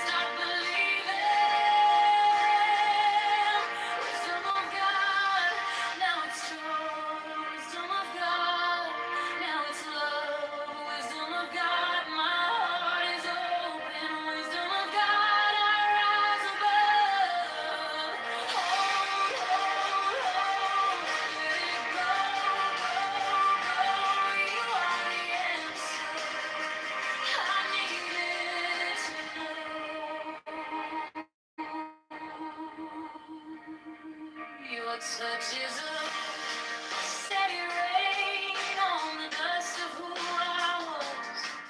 Every wound gets named, then it fades in the hush. I don't need 1,000 signs when your name is in my chest. One deep breath, one brave step, and the rest can be blessed. Stop thinking, let it fall. Take the deepest breath of them all. Only close, don't run from the feeling. A second you can't start believing. Wisdom of God, now it's joy. Wisdom of God, now it's love. Wisdom of God, my heart is open. Wisdom of God,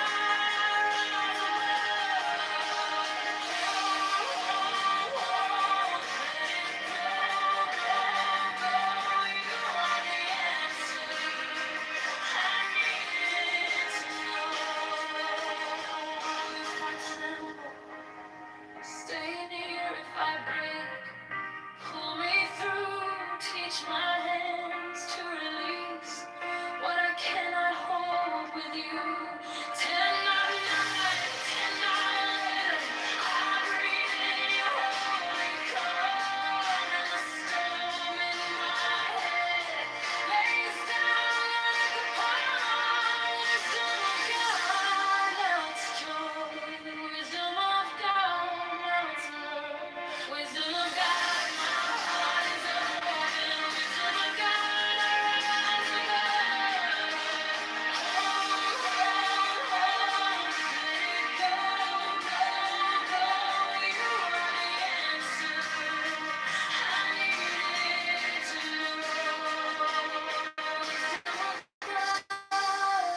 know. Wisdom of God, I'm yours alone.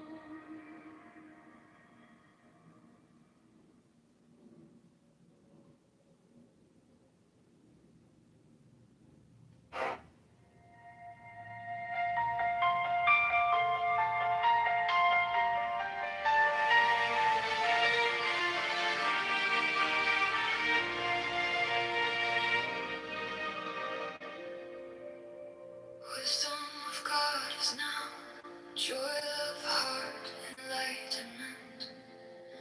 You found me in the quiet, with my hands still shaking.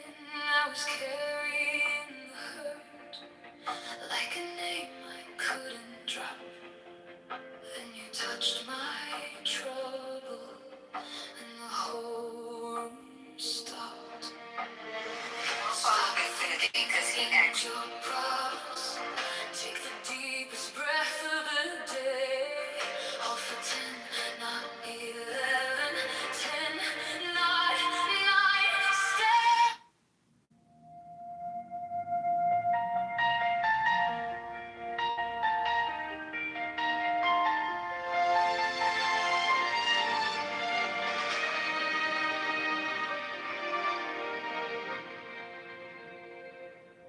Wisdom of God is now joy, love, heart, enlightenment. You found me in the quiet, with my hands still shaking. I was carrying the hurt like a name I couldn't drop. Then you touched my trouble, and the whole room stopped. Stop thinking, and your problems. Take the deepest breath of the day. Hold for 10, not 11. 10, not 9. Stay.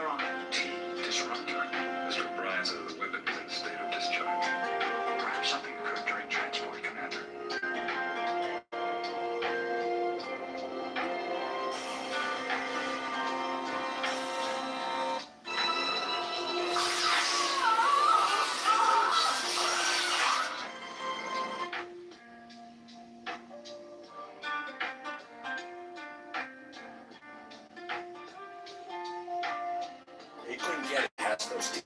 The teeth he was wearing made things very difficult for him. We have found no sign of the intruder, but there is an open shooter lift. He used a failure. It's his fault. And he delivers them. He never fails to deliver. He may suffer a little getting there, but he's not going anywhere. We believe he's trying to touch it.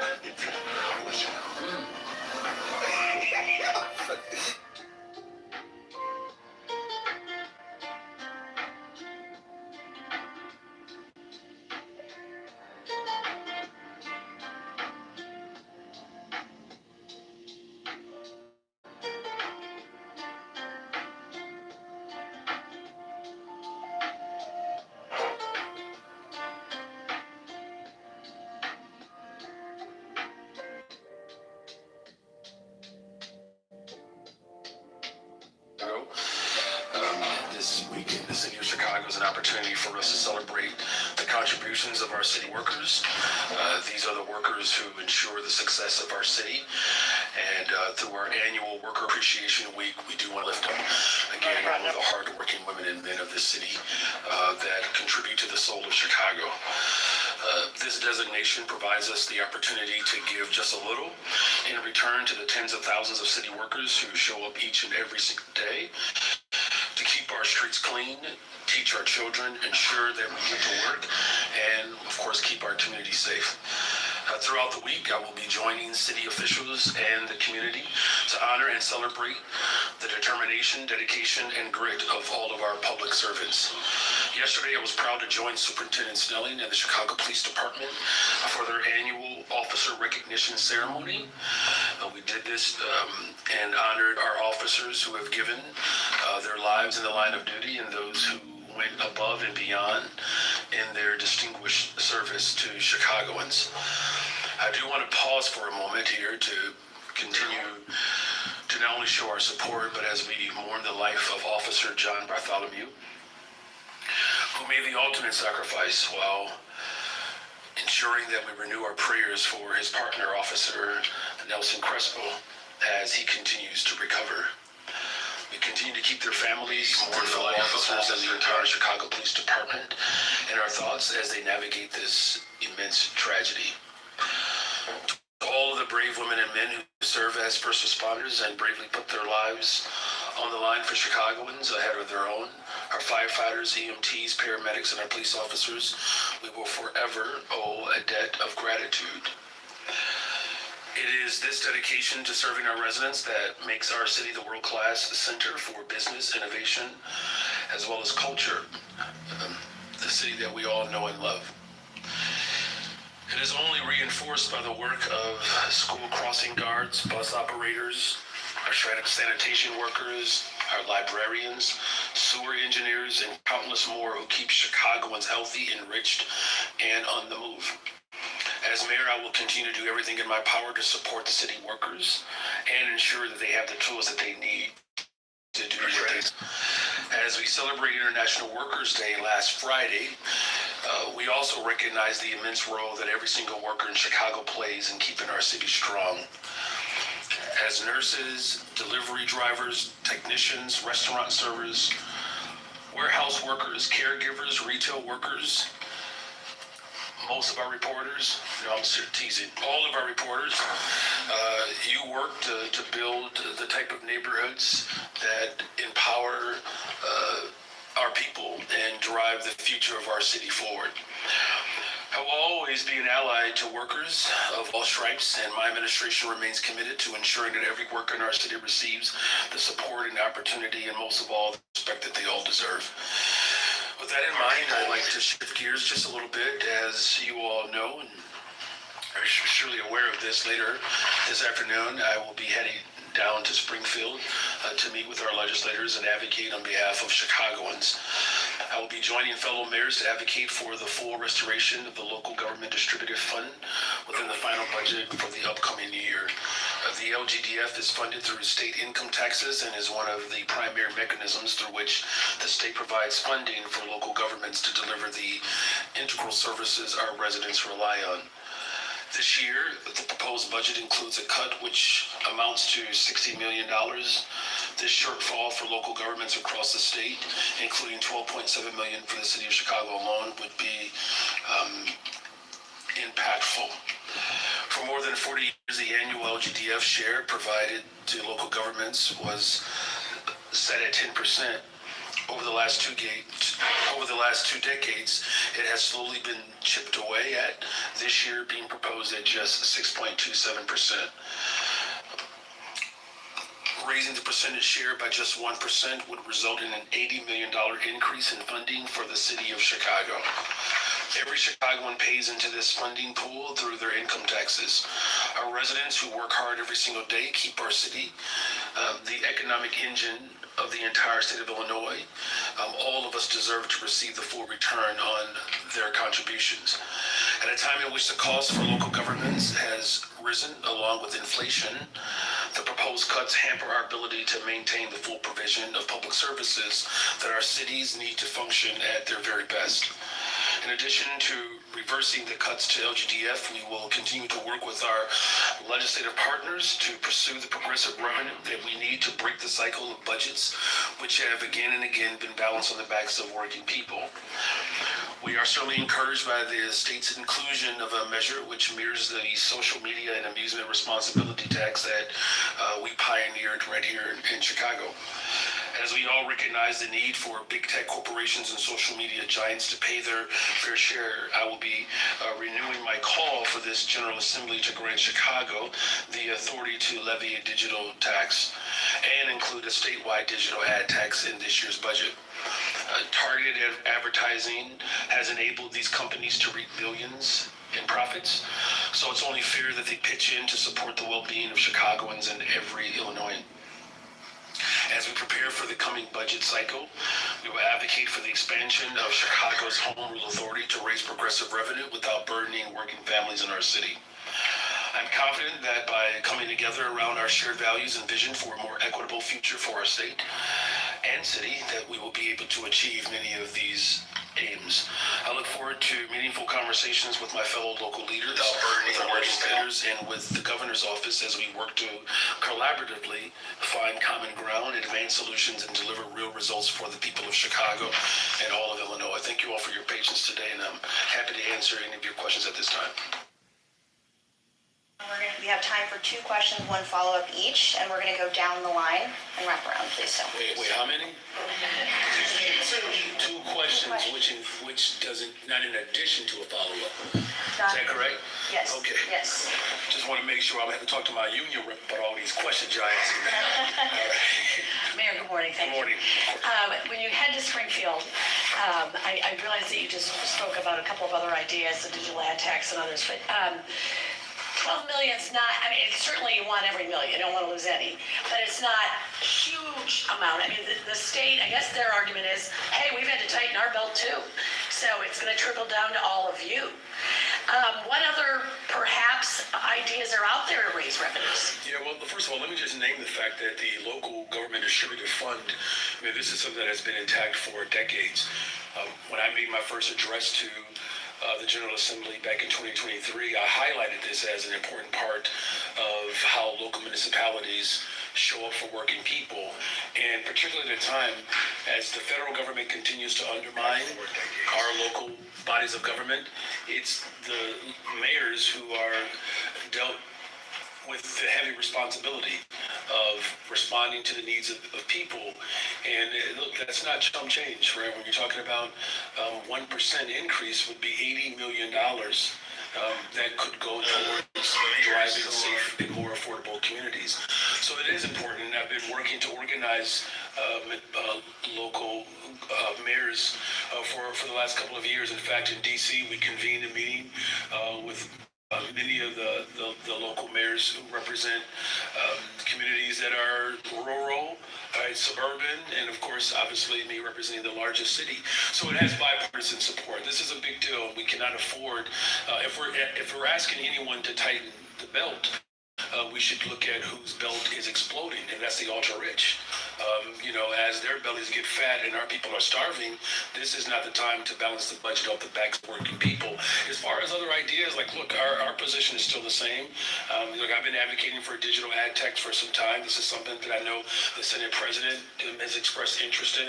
And so there is movement, you all. I just believe that the urgency of this moment really requires us to move outside of rhetoric and actually put some action into place.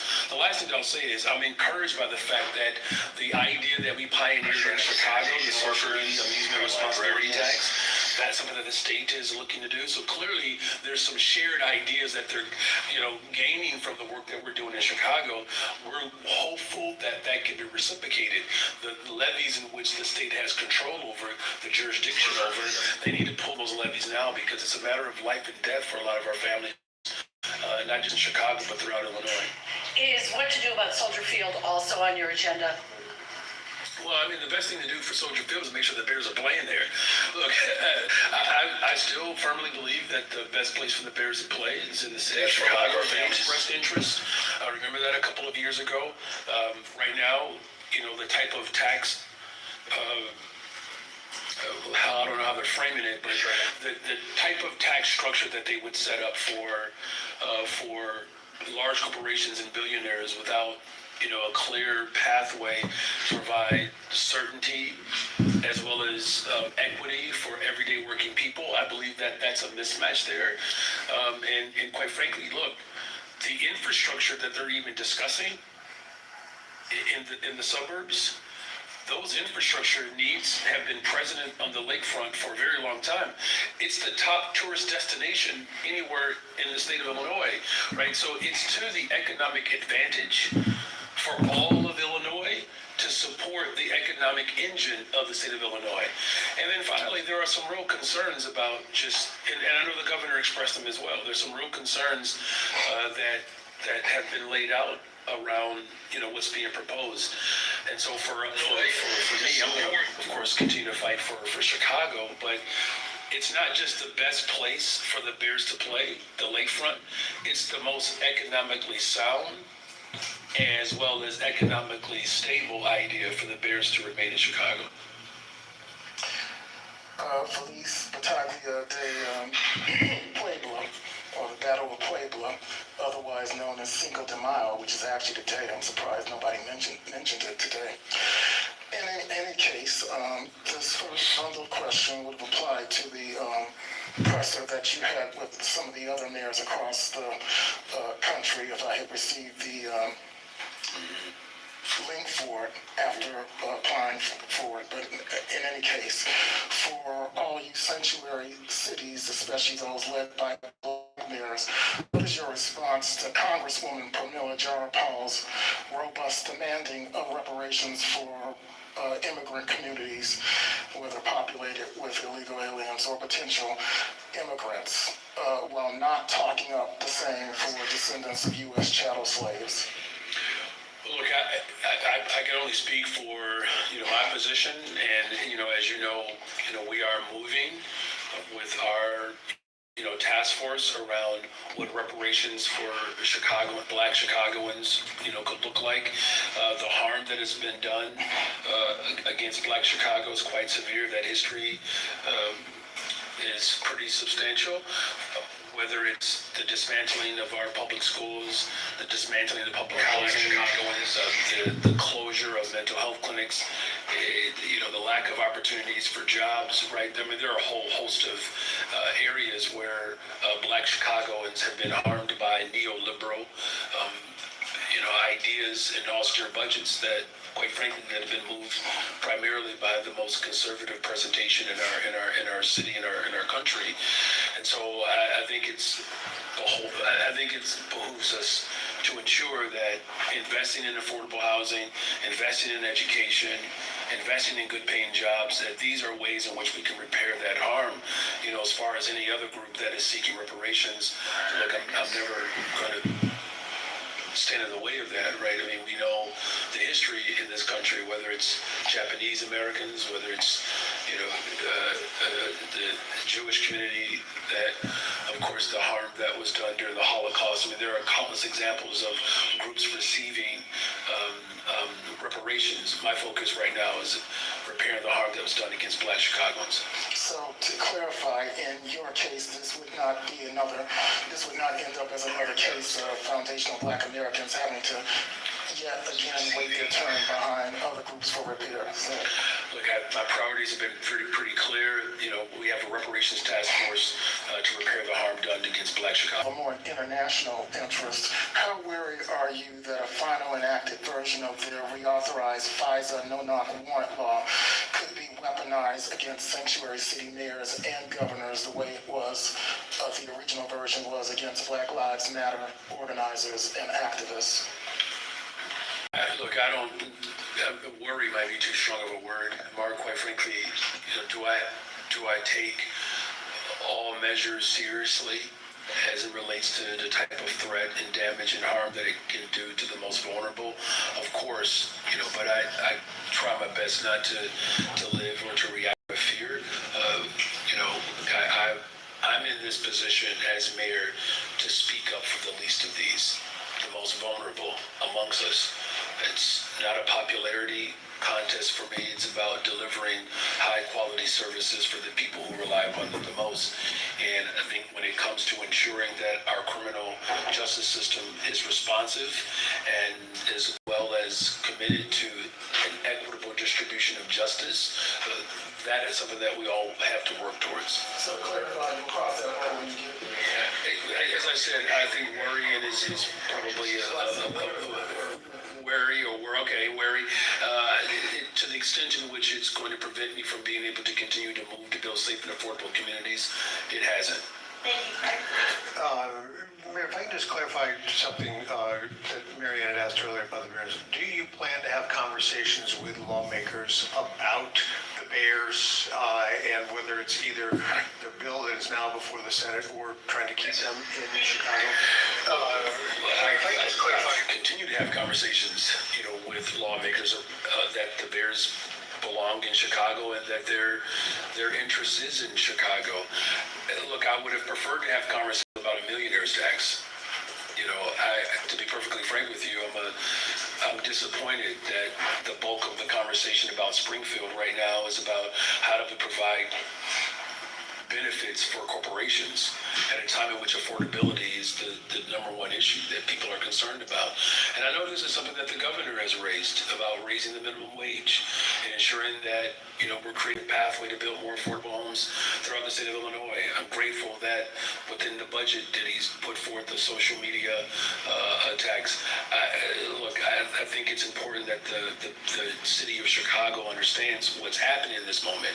And what you have is a situation where you have a bill that's being discussed right now that would provide relief around property for corporations. What's interesting about that is that that's not something that the Bears currently have to think about in Chicago because they don't pay property taxes. You know, so I think, again, as I said to your colleague, there is a mismatch here in terms of what the people of Chicago and Illinois are most concerned about and how government is responding and reacting in this moment. Now, do I believe we can do both? And of course, I do multiple things as mayor. We fight for affordable homes, we fight to keep people safe, and we're fighting to keep the Bears in Chicago. We can do it all. But, you know, yes, I'm going to have a conversation about the Bears, but again, the priority is to ensure that the people of Chicago get their fair share in terms of tax distribution. And that's why the local government distributive fund is top of mind for me. And if I can ask you about police overtime, they've gone through about a third of the $200 million that's budgeted for this year, and we have not even hit the summer yet. How are you preparing, and have had conversations with the superintendent for managing that? Given that, you know, if we go over $200 million, it's got to get pre-approval. Yeah. Well, look, when we put forth the executive order, the whole idea was to make sure that we could monitor it at the district level. And the superintendent has done a solid job of doing that. In fact, I believe that as a whole, and I will have to go back and double check, but overtime is down 3% overall. And we can get those numbers to verify. Look, the goal is to make sure overtime is needed, is that we're doing it purposefully, and of course it's done to ensure that we're maximizing safety. But the ultimate goal, of course, is to make sure that our budget remains intact. And to your question about what we're doing, we're constantly monitoring at the district level, because that's where the authority has been granted, is that those district commanders are being judicious as they deliver high quality services for the people of Chicago, but they do it in a way that doesn't blow through our budget. How you doing, Mayor Johnson? I'm doing pretty good, thank you. The Cubs are on a hot streak right now. I'm feeling pretty good about where we're headed as a sports organization. To police costs, I wonder if your administration has any information about how much money the city spent on police and security connected to last Friday's May Day event, and if there's going to be an attempt by the city to collect any costs back from CTU. I'm trying to understand the last part of the question. First part of the question I can answer. Okay. I don't have those numbers. We can get those to you. This was not a CTU event. May Day was International Workers' Day, in which Chicago Public School students participated in it, right? And, as a social studies teacher, keep in mind, young people participating in the liberation for working people, there's a strong historical precedent for that. Right, you know what I'm saying? Our young people that were out there by choice, and whatever cost it is, it's a worthwhile investment, right? I mean, we're talking about young people and workers taking action at a time in which we've seen the largest upward transfer of wealth into the hands of the ultra rich. You all do a good job at reporting this, and I mean this. What's at stake in this moment is far more severe than whatever May Day cost us. There's 150,000 Illinoisans right now that we don't know if they're going to have food. Those parents send their children to school. And so we have workers that are being threatened. We have tip workers in this city right now where people believe that they're responsible for the economic downturn. And then you have children going into schools that are not fully resourced. And then you have workers showing up every day trying to make, lemonade out of lemons with no sugar. And I just think it's important that we continue to narrate what's happening in this moment. We're seeing the rise of fascism all over the globe. Right-wing extremism and the anti-worker, anti-immigrant, anti-black. The Supreme Court just gutted the Civil Rights Act, the Voting Rights Act. I hope you understand at least the mannerism in which I'm speaking. Is that what type of society do we want for working people? Do we want a society in which we're begging and pleading? Or do we want a society that is plentiful and abundant? That's where I believe the attention should remain, but we're happy to get that information to you. I appreciate that. Thank you. I want to go back to something that you said when you were appearing with my friend Craig Wall on the Channel 7 Town Hall last week. You were answering a question about support for mental health services in the city, specifically the smart tax, which you've mentioned a couple of times here. When the 58th mayor comes in another 17 years, they won't be able to undo the work that we've done. Declaration of intent or a hint about where you're leaning, sir, about next year? Well, first of all, it was really great to be able to take those questions with the live audience, and I hope that you all at least got a chance to experience what I experienced. Right? That often, but I'll just be very honest, the questions that you all ask, that's not what I'm asked of when I'm in the broader public. I think the motivation behind those type of open forums is to get a chance to speak directly to the people of Chicago around the questions that are pressing to them versus the questions that are pressing for the press, quite frankly. Right? As far as what my political future holds, I think it's really about the future of politics as a whole, and it's not just about Mayor Brandon Johnson, that, again, voting rights, workers' rights, immigrant rights, they're coming, the interests of the ultra-wealthy on this planet, they are literally coming to consume anything and everything.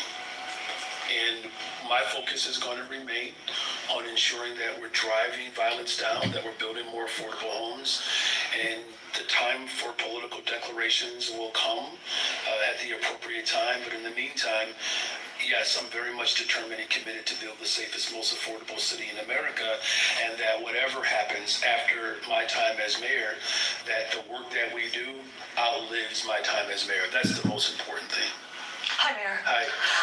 What are your sticking points for what it would take to support legislation for a Bears Stadium in Arlington Heights, or are there no concessions that could be made? It's very cute, Alice.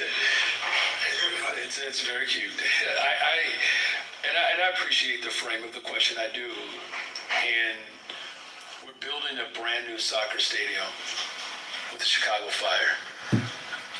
The 1901 project on the west side of Chicago. Psi Quantum on the southeast side of Chicago, with a brand new hospital on the south side of Chicago, first time in 60 years. I'm building things in this city. I want to build more things in this city. And why is that important? Because it creates opportunities for Chicagoans. Why would I advocate for something that wouldn't benefit the people of Chicago? I don't know why any Chicago legislator would vote for anything that doesn't benefit the people that they represent and vote for. Right now, I mean, in terms of a sticking point, look, we asked for infrastructure for the entire museum campus. We didn't even get a hearing on it.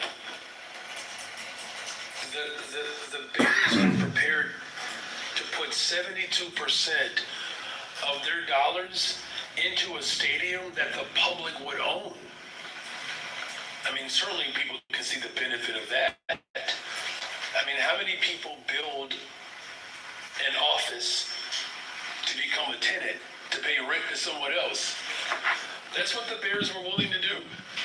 And so I think the way I would frame it personally is, for any Chicago legislator, what is it that we need for the people of Chicago? Let's just start there as a baseline. And what I need for the people of Chicago, our people they have to be able to work.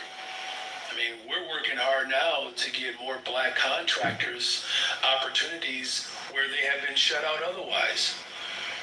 I mean, Arlington Heights, anywhere else, a Chicagoan having to commute 2 hours out of their way for a job, that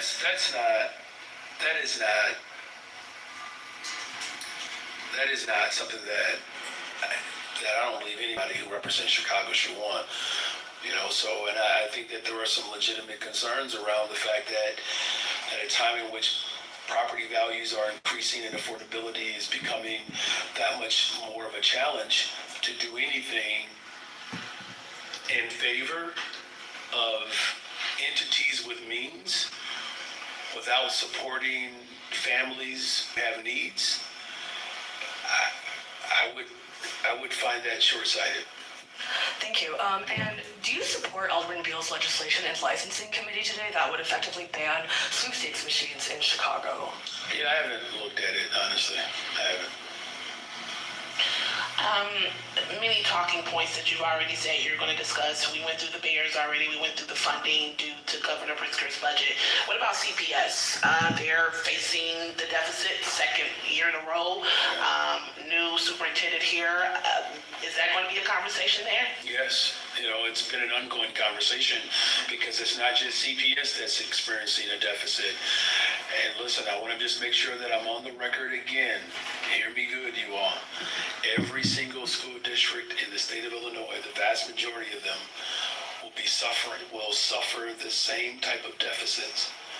$3.2 billion or so, where the state of Illinois still has a ways to go to fully fund our schools. And what's fascinating about this discussion is that some legislators are more upset about us calling out the fact that we're underfunded than they are that we're actually underfunded. And this is why I know the Speaker of the House he supports the millionaire's tax. It's unfortunate that they weren't able to get that done and get that accomplished, but look, there's still time to move on other progressive revenue ideas. I've always advocated to fund our schools properly. I don't know if you're aware of this, but when I was an organizer, I took arrests. I've gone on hunger strikes. I've gone on teacher strikes for funding our schools. As mayor, I released the largest TIF surplus into our schools than any other mayor in the history of Chicago. I'm going to stand 10 toes down for the people of Chicago, in particular around CPS. Of course, we're going to discuss progressive revenue to ensure that our schools are fully funded. Now, can you kind of outline what that will look like? You're saying we need funding, help us do that. Every other school in Illinois also will feel the same heat. But what does that look like? If you go there, they have these conversations, and you have to be prepared to say, this is what I want, this is what will work, that may not work if they offer something. Yeah, I mean, look, you will always have negotiations. You know, the way it works is that you have to identify the source of revenue first, which we've done. Now it's a matter of the political will, right? Some of this really is not just on school districts and mayors. These state reps and state senators got elected as well, right? And I know that there are a number of legislators who understand the importance of fully funding our schools, right? I mean, and the way it can work is that if we can all come together. I mean, think about how folks are coming together to figure out a stadium. I mean, again, we've spent more time talking about a stadium